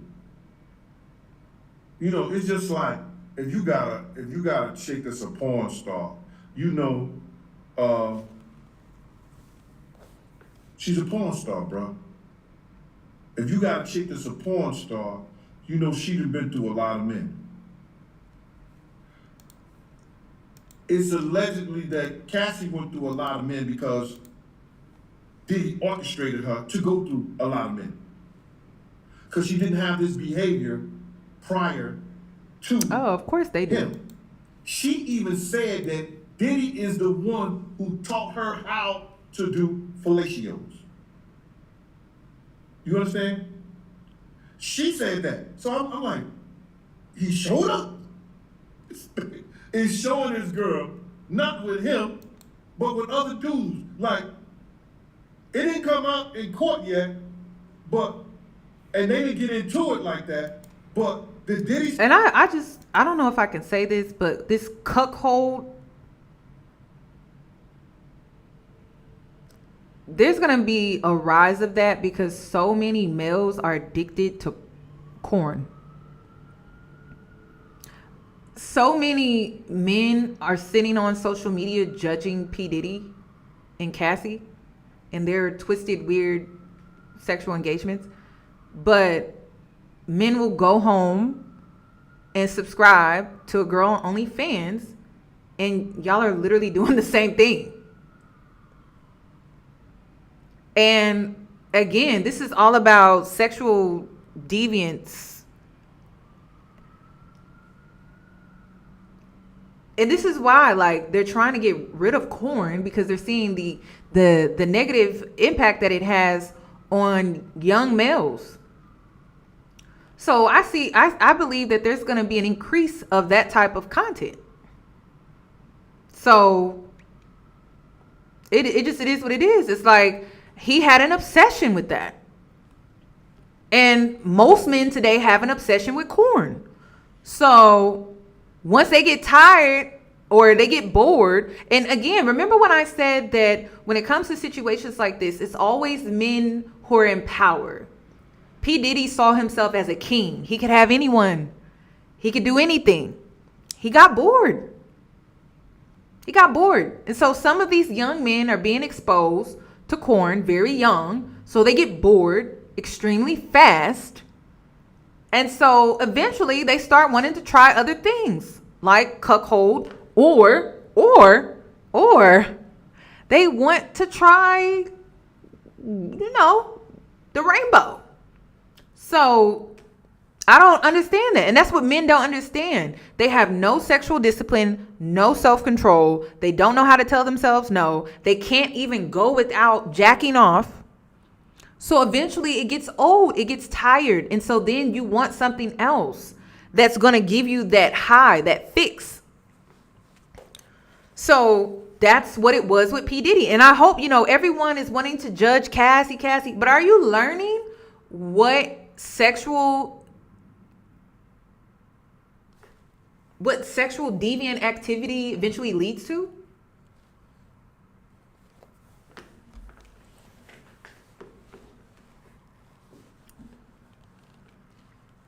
What it actually leads to It leads to you not having any self-control, no limits.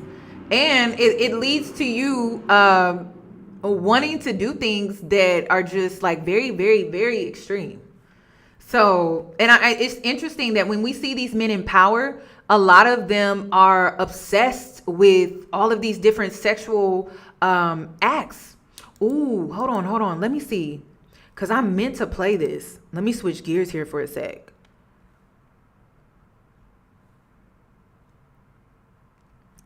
Do I have that or did I delete it? No, I think I deleted it. I'm gonna try to see if I can find it. I'm gonna let him cook. I'm gonna let Gene cook here, but let me see if I can find this video. Stop and say, you're doing it wrong, and he started doing it himself and showed her how to do it. Yeah, that's crazy, man. But I believe Alex knew all her transgressions. She knew all about this. Me and too. He accepted her, not for what she'd been through. You understand? He accepted her, and he knew her heart, other than all this that she had went through.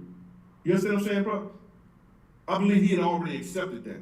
But he just, to hear it and play it out in front of you in court, and this is the mofo that did it to her, yeah, he gonna look at him a certain way. And the fact that he knows that they had already told him he could not be in court when Cassie testified about certain things, about the rape and everything like that she told him about, and that, because both of them was dating them at the same time. She had stopped dating Puff and started dating Alex. And it was allegedly that Puff came over there and he raped her. And in doing that, Alex could not be in the courtroom, and they had already told him when that part come over there and they begin that line of question that the prosecutor was going to let him know that he had to step outside the courtroom because he might be called in there as a witness or witness to what Cassie told him about the situation. So he was probably more upset about that than anything else. He was probably upset about that, bro, that he's going to have to leave out the courtroom because Cassie was going to have to talk about the assault that Puff supposedly had did on her when they was no longer together. How you feel about the people that got pushed back and they saying that why is he mad at Diddy? He should be mad at Cassie for being a freak. Man, come on, bro. I know you're going to erase that out. I know you're not even going to say that. And I know you're saying that why the people are saying that. You understand? The people saying why you get mad at Diddy because she was a... Why you get mad at Diddy because she was a freak. She was none of that stuff before we met her. Now, you had girls that you dated over the years, and some of the things you bring out. And that's the thing that kills me, right? Men are obsessed with controlling women. They don't even like women if they can't control women. Not all men, but a lot of males, I'll say that. They have this obsession with wanting women to do what they want women to do. Whatever it is, it doesn't matter. Whatever it is. And then they'll listen to a man testify and say, he referred to Cassie as moldable and stated, I have her exactly where I want her. And she wasn't doing any of this stuff prior to him. She was introduced to these things by him because he was clearly addicted. So it's crazy to me. Like, I don't understand. Every day on these apps, you have men talking at women, not talking at men, talking at women in hopes that they get you molded into who they want you to be so they can be in a position where they can have some type of control over you and get you to do what they want you to do. That's why they love Ken Samuel so fucking much. They love that man so much because they loved how he was molding women to lower their standards, to lower their self-esteem, to have them look at themselves differently, created the perfect rating system for women to believe in. It just made women easily moldable so that men could finally have a leg up. But why can't men ever get a leg up without trying to manipulate, mind control, play mind games with women. I don't understand. Why can't you just not approach a woman and just go at her straight up? Why is it always this, oh, I gotta run game on her. I gotta be smooth with it. I gotta be this and I gotta be that. It comes with control. So I don't understand why people are acting so shocked about Cassie being a victim when it comes to the situation. Like, I don't understand. She was young. She was impressionable. She was probably very easy to persuade. It's the main reason why older men like Shannon Sharp don't like dating or don't like being with women their age, because, well, a woman his age is not moldable. That's why. But I'm telling you, these young girls are different, okay? These young girls are a little bit different. They're a little more well-seasoned than your 18-year-old from back in the day, back in the 80s or the 90s. And that's why he got by a 19-year-old right now, Shannon Sharp. So, let me continue. Let me let him cook some more. Them that they never did before, and they get comfortable, they start going for you. But not none of the shit that you did that, and for that young girl. That girl was young enough to be impressionable on this old head with all this money. We could take her and show her dreams and lifestyles. So if you don't think that this mofo groomed that baby, that 19-year-old, then bro, I'm gonna say it right here. Around the same age as his daughters. And I might not do another Art of Dialogue show again. Crazy. You understand? Because you might not like it. Something's wrong if you don't think that dude groomed that young girl. Took that impressionable young girl who wanted to be a star, who wanted all her dreams that she had to come true, and fed her drugs, fed her pills, fed her alcohol, and fed her mushrooms and things that she never took before to F her mind up, and then put her in a position that she thought that what little that she had, that she didn't want to lose it. If you didn't think that he did something and did that to her, bro, I gotta say something wrong with you. No, I feel you. I'm gonna keep this in there though. I mean, it's not like I'm saying it or this is how I feel. I'm just asking you about the people that, you know, is giving pushback, that don't believe her and getting your take on it. So. Right. But she also testified that Diddy will always tell her to put baby oil on. Like if he's seeing her a little dry, he'll tell her to go put more baby oil on. Because he likes to see her glisten. So, I don't know, but. The shiny suit man. You know from the 90s, he liked everything shiny. Didn't it come out with shiny suits in the mace? Crazy, right? Huh? Didn't it tell you that everything in the movie had to be shiny? He liked it glistening. My man. Dude is a weirdo. And whatever demon got hold to him, that's the demon, and that's what that demon wanted to see. Because all that shit is demonic, bro. Woo, he preaching, y'all. Y'all make sure y'all go check out that full interview. I don't even want to play too much, but he was preaching.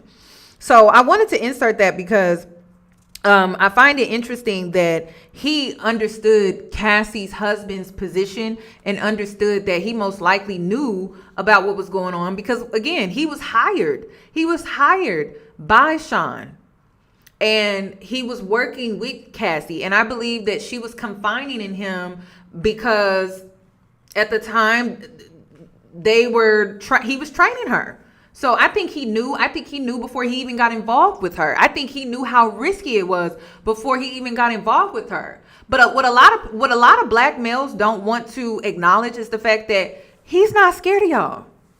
And and that's the thing. It's like, black males are going off of the fact that, you know, they're intimidating and they're black and they're big and they're this and then that. And that little white boy is not intimidated by you. And that's what they want. They want him to fear them. And because he does not fear them, they're like, oh, he's just so sick on the inside. I just know he's just so torn up by all of this, da da da da. And it's like if you notice, if you really listen to them, they're like growing obsessed with Cassie's husband. Oh, I know he's gonna leave her. I know. Why do you care? Why do you care? And that's the thing. He's like, people are trying to make him seem like he's this scrawny little white boy and he da da da da. Out of all the men, out of all the people, you don't question why he was the one that didn't fear him? Like and that's the thing. It's like they're so caught up in I'm a black man. I'm a black man. Everyone fears me. But he didn't. He did not. They're being very weird about this. And I'm just like, have y'all ever just sat back and thought like, oh my God, Kid Cudi ran off, right? He's ran off all of these other guys. He's ran off her makeup artist. He's ran off her friend. But this man was like, I'm not scared of you. Y'all don't question that? And he walks around like untouched. So I don't know. Like I could go deeper, y'all. I really could, but I'm trying to keep it respectful. I mean, because we've seen a decline in the male image within the last few years. We've seen the decline, because I remember when I was coming up, and this is just me keeping it real with you. When I was coming up, rappers used to be in the gym. They used to want to put muscle on. These rappers are not in the gym. These rappers are drugged up. They're strung out. They're always drunk. They're always high. They're always on something. They're wearing jeans tighter than mine, shorts shorter than mine, and ain't not like their image has really, I'm just being honest, like it's declined. I'm just being honest, y'all. It has really declined, because back in the early 2000s, 90s era, I'll give it to you. Yeah. Like the black male was definitely intimidating. In 2025, I'm sorry. It's not giving that. It's not giving that. It's not giving that. And you got to understand, I'm the girl that grew up in that era of the early 2000s and the 90s. And men were in the gym putting on muscle because they wanted to look big in their music videos. I'm just saying, it ain't giving that. These men want to be cute in their music videos. And they want all their homeboys in their music videos. Remember when there used to be like eye candies and like video vixens and stuff like that? They be putting their homeboys in their videos more than anything nowadays. So I'm just like, y'all are delusional. I think the men are delusional, y'all. That image has really changed for them, and I don't think they have. There's a disconnect. There's a psychological disconnect, and that's just me being honest, y'all. Okay, that is just me being honest and real. Be mad at your mama. Don't be mad at me, or better yet, be mad at your homeboys. Okay, be mad at your homeboys, because y'all have done everything like simp. If a man likes a woman, simping. You wear your pants extremely tight, rips in the jeans. I mean, it's a lot. Dangling earrings. Your image does not look like it did before. I'm just being honest. Like, where's like, we used to see men in the 90s, they used to wear the cashmere sweaters, but you could see the muscle definition in the arm. We don't see that no more. Okay? We don't see that no more. So it's just not giving what y'all think it is, unfortunately. That's all I'm gonna say. Okay, that's all I'm gonna say. Let me get into my next point. P. Diddy is being called itty bitty Diddy. They saying he got a Tootsie Roll, y'all. I'm just like, what? He got a Tootsie Roll? Whew, that's horrible. That's crazy. Also, let me go ahead and play this video because I just couldn't believe this. Hold on. Oh, wait. I almost forgot. Remember when I was talking about how when men get money and they get fame and they have things with easy access, Will Smith, he talks about this. People talk about rock bottom, that when you hit rock bottom is when you'll make a change. But there's a corresponding place that I call cliff top, right? Where you get so high that you realize literally none of this stuff can make you happy. Right. After you can get to the end of the material world. You get to the end of money. You get to the end of sex. You get to the end of fame. You have so much, and then you like go off of a cliff into the same kind of abyss that you'd be scared of slipping into at rock bottom. Right, where life loses all of its ability to sustain and please you. Right. And then the only thing that's left, the same thing at rock bottom, the only thing that's left at cliff top is you have to find what you're actually looking for, and what you're actually looking for is you. You're looking for you.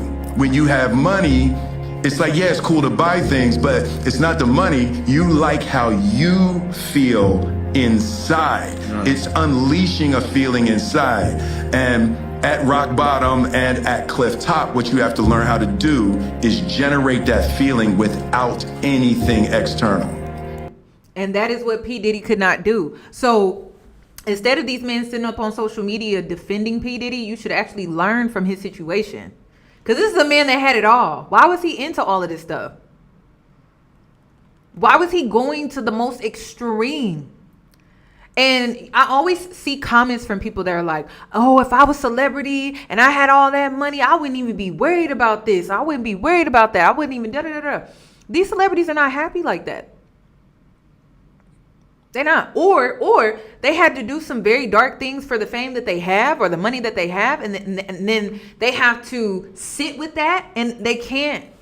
That's what Terrence Howard was saying. So they medicate themselves. I do. I think rich people get bored. I think they get bored and they want something exciting in life again. And so they get into these extreme things, these extreme activities. And I believe that is the situation with P. Diddy.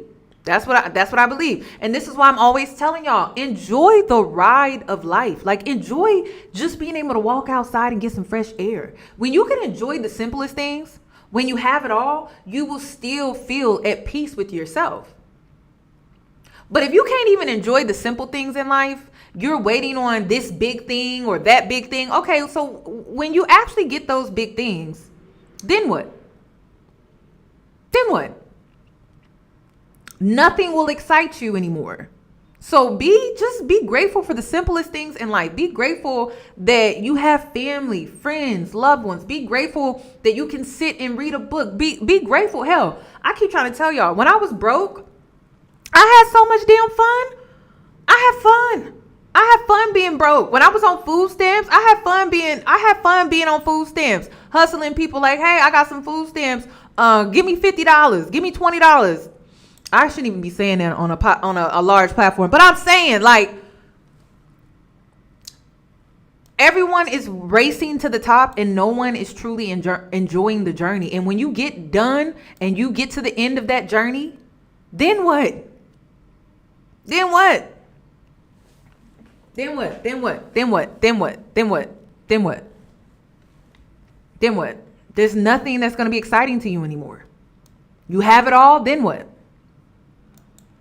You have to learn how to like so much that you like being alive so much that you bring positive energy that's not generated by stuff, right? Because stuff is coming and going. Right. Like, people are coming and going. Everything you have and everybody you love is going to rise and fall in your life. The place that we have to find is a spiritual place where we are good with us. We trust us. I trust myself. I trust God, and I trust life that whatever happens, I'm going to make happy out of it. I don't need specific things to happen. Did y'all not hear what this man said? Listen, subscribe to my other channel. Subscribe to my other channel because I want to deep dive on what this man said in this 2-minute video. He said a whole lot in this 2-minute video, but I don't have time for that. My deep dives are on my other channel, okay? Especially when it comes to spiritual takes. My second channel is called Late But Blooming, so check out that. But I've had this saved because I want to talk about this, and I'm just so glad that I'm at a level in life where I understand the importance of, it's not about what I have, it's not about where I am, it's not about how much money I have, it's not about my status in society, it's not about how if I'm 10 pounds heavier or 10 pounds lighter, or I'm at my goal weight, or I'm hitting my fitness journey goals or whatever. It's not about that. It's about making myself happy right now, right here in this moment. That's all it's about. It's not about tomorrow. It's not about what happened last week. It's about today. So I'm just glad that I've reached this place in my life where I understand that that is what truly matters, and that is what I need to continue to stay focused on. And it's nice to have goals, don't get me wrong, but don't lose sight of what's truly important. And a lot of times we like to just chase. We're in this rat race, this hustle culture. And so we just don't understand, like, pause, like, take it in, slow down a little bit, like really enjoy where you currently are in life. Okay, remember to create memories for yourself where you currently are in life. All right, not just the type of memories that can be posted to social media, but I'm like real memories, like maybe the type of memories you don't post to social media. You remember when those days used to be a thing? So just remember that. And I'm just so glad that I took myself out of that rat race, because I can all understand. I've been in that position where I'm like, oh, I just need this. This is what's going to make me happy. Or I need this amount of money. That's what's going to make me happy. Or I need this car because that's what's going to make me happy. Or I need this hairstyle. Or my body needs to look like this for me to be happy. I remember when I was in that rat race and I was depressed. Okay. I was not good mentally. And I don't know what it was. Like, I had a spiritual awakening and I realized, like, none of that shit is important. None of it. None of that stuff matters. None of it matters. And that's not what brings you happiness, peace, and fulfillment. Okay. It's something that you have to pull from within. So I'm just focused on that. And I love this video. So let me move on. I'm going to do a daily bread combo about that, but because I want to break that down. Very inspired by that 2-minute clip. Okay, so let's get into, I wanted to react to this. I just couldn't believe it. Let me show you the video that inspired today's video, live stream. Oh, let me show you this. I forgot to show you this. Diddy's daughters walked out of court not once, but twice during his federal trial on Monday. The emotional exit happened as a male escort gave graphic testimony about Diddy's past with Cassie Ventura. He described being paid to sleep with Cassie while Diddy watched, and even claimed to witness abuse. Overwhelmed by the disturbing details, the girls quietly left the room, but later returned to support their father. With more shocking claims ahead, this courtroom drama is just getting started.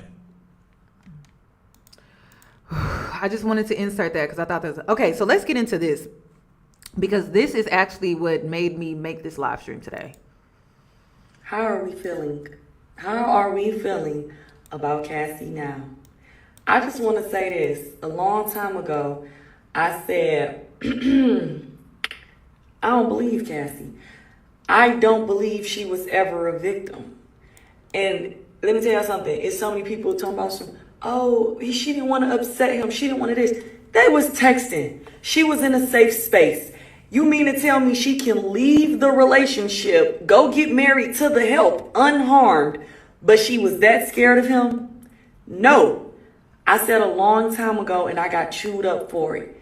Cassie got jealous when he saw how he put Young Miami on. She start thinking about all the disgust. Y'all, these are the birds that are among us. Let's bow our heads. Dear God, I come to you today Because what the hell is she talking about? And this, like, bird brains are the type of women that think so surface level that the only thought that they have can only go so far. It cannot go beyond a certain level. She is really thinking, she is really thinking that he put Carisha on. You mean he put Carisha to work? He didn't put Carisha on. He put Carisha to work. He was pimping her. And I told y'all that.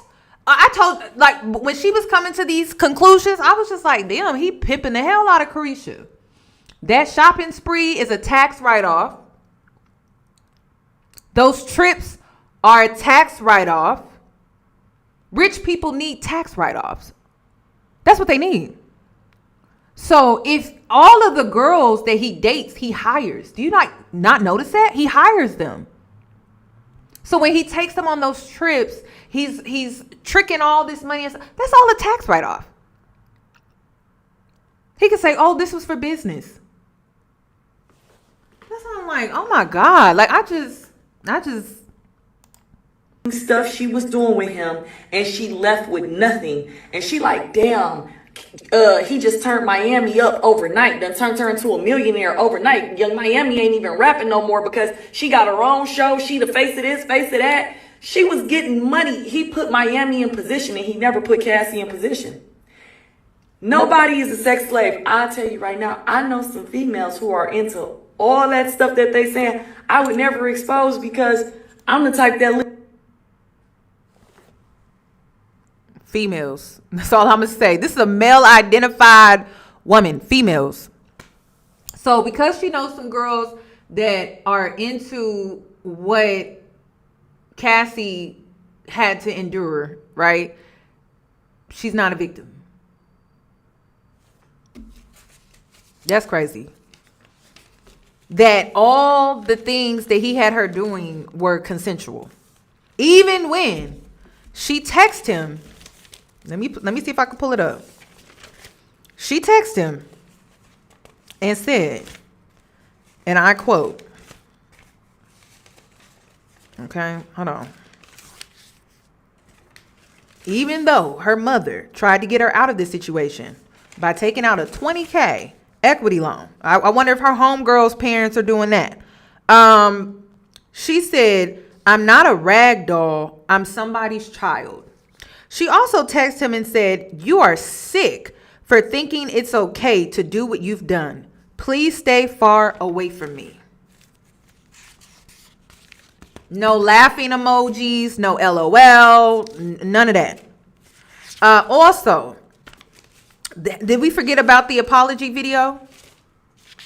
Did we also forget that he paid her $20 million within 24 hours after she filed a lawsuit accusing him of years of physical and sexual abuse and sex trafficking? Not only that, she's expected to get $10 million over the hotel video. I'm not understanding her at all. I'm not understanding her whatsoever. This is so interesting to me.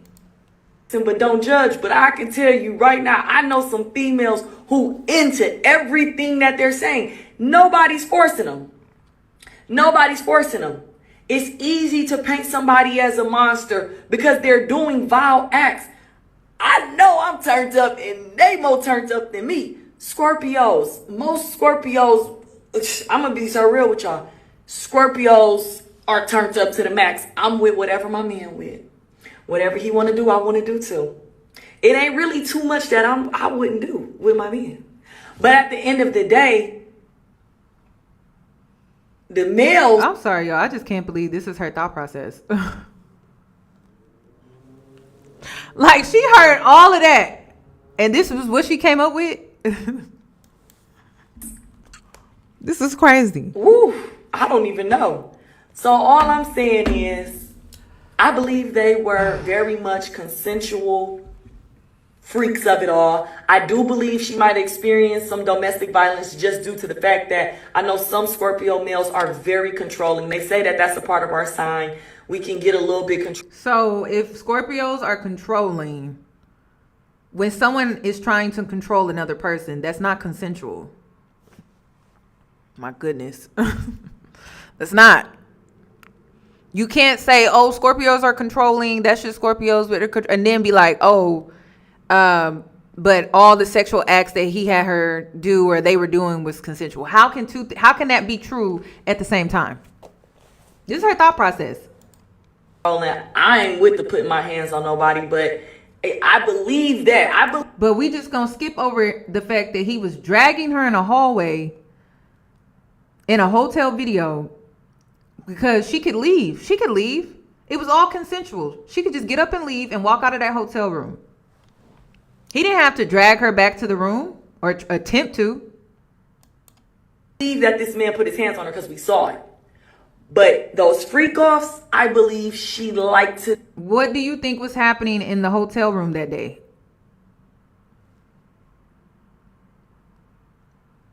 They was just in the hotel room? I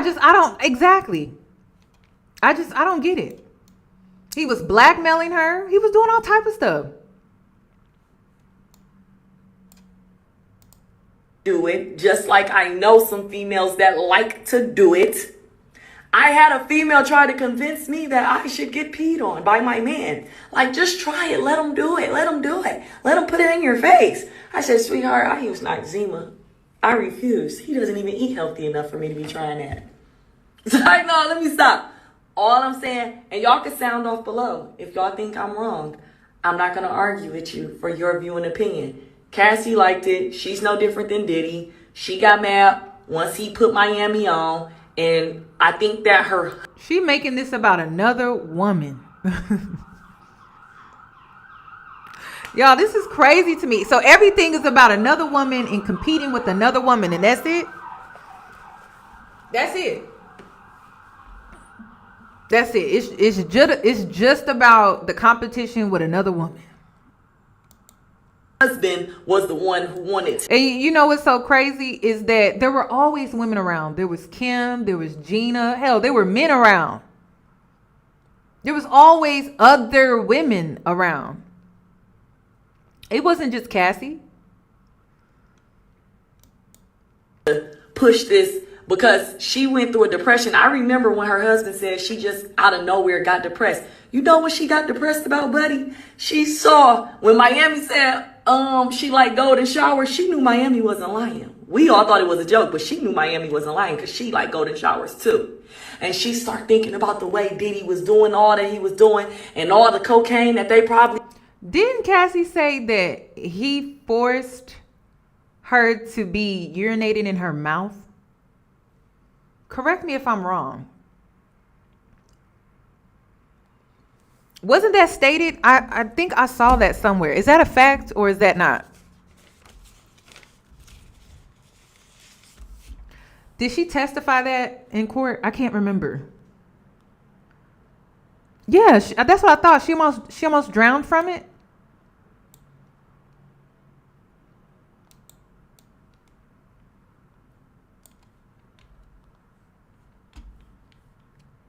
She choked on it. That's what I thought. This is crazy.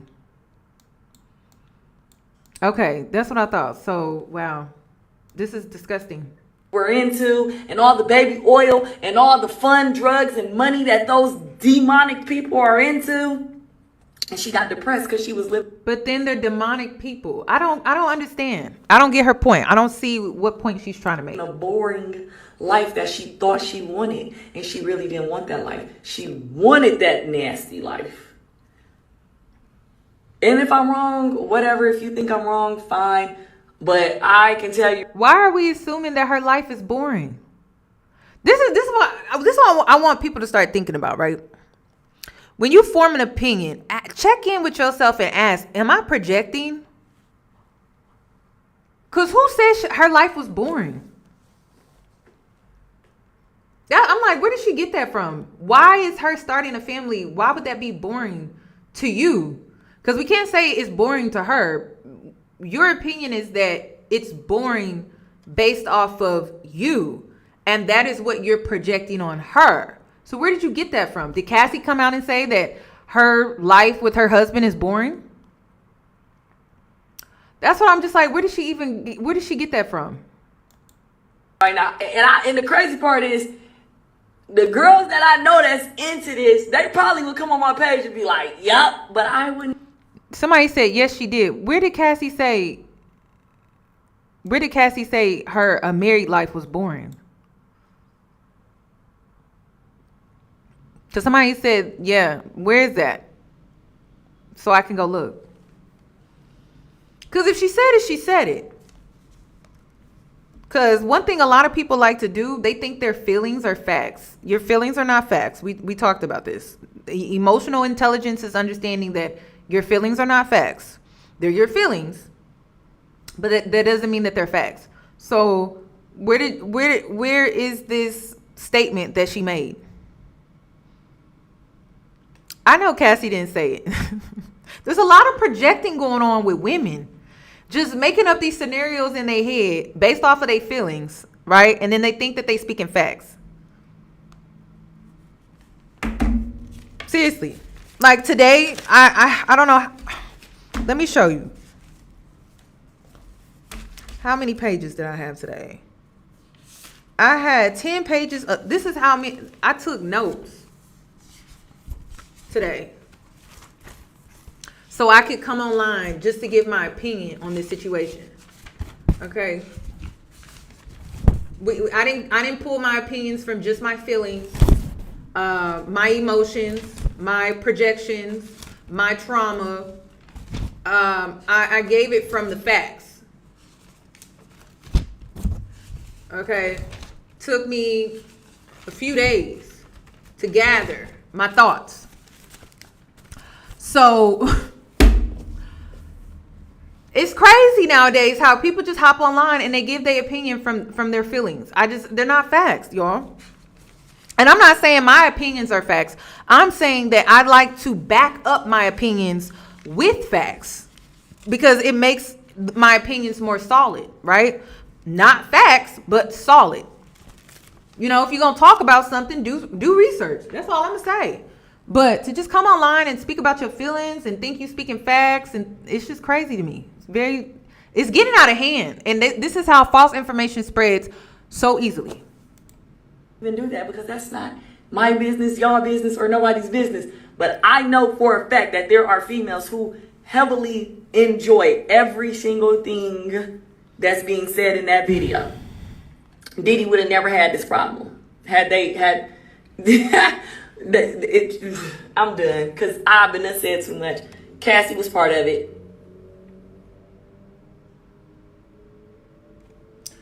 So I just wanted to show y'all why I decided to create this video. Not everyone needs a platform. That's all I'm gonna say. Because not everybody is gonna take time to really do research, y'all. Like, people don't think doing research is necessary. They just want to grab a microphone and they just want to talk about their feelings and they just want to project their trauma and their issues. They don't even want to look into stuff to properly form an opinion about a situation. So that's all I wanted to say. Please give this video a thumbs up. She, to me, didn't make sense because she talks about how Scorpios are controlling, but then turns around and says that everything that he had her do was consensual, which is just so interesting. And we saw this man drag her like a rag doll in that hotel video. It doesn't seem like she was able to leave, but we're just gonna skip right over that and just call that a little DV situation.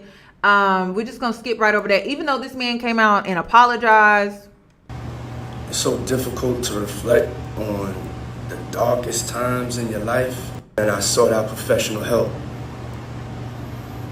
He felt the need to seek out professional help for what he was doing out here. Going to therapy. He thought he should go to therapy. And going to rehab. Had to ask God for his mercy and grace. He got on his knees and asked God for mercy.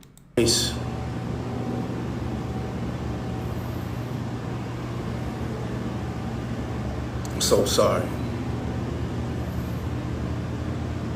But I'm committed to be a better man each and every day. He's committed to being a better man each and every day. I'm not asking for forgiveness. He doesn't even feel like he needs to be forgiven for his behavior. I'm truly sorry. He apologizes again. So I just, honestly, when I saw this video, I still felt like he was full of shit, but that's just my opinion. Okay. You were so willing to cover it up when you thought you were getting away with something, and now you come out with an apology. You have to retract your original statement, because remember, people were just trying to extort you, right? But then you had to come online and apologize. And yet you still have supporters out here. It's just crazy. Y'all, we live in a male worshiping culture. Protect yourselves, ladies. That's all I got to say. And be careful of these women. Separate yourself from these women. They are just as dangerous as these damn men. Are y'all noticing that? But in my Patreon video, didn't I predict this? Didn't I predict that there was going to be a divide? And people were like, Yoni, I feel like you want a divide, or you're trying to create a divide. I said, no, it's going to naturally happen. I said it was going to be a natural divide. I did not say that this is some mean girl shit where it's like, oh, you can't sit with us. But at this point, you better have some strong boundaries, because these type of women can't sit with me. They need to go sit with the men at the lunch table. Don't sit at my damn table. We already know you for the men. And these are the pick-me's. These are the mammies. These are the women that truly worship man. That is what they do. And so because they worship man, they are a danger to you. And because they prioritize men before they prioritize themselves, they will always stay losing in life. So just go ahead and separate yourself. You don't need that type of energy around you any type of way.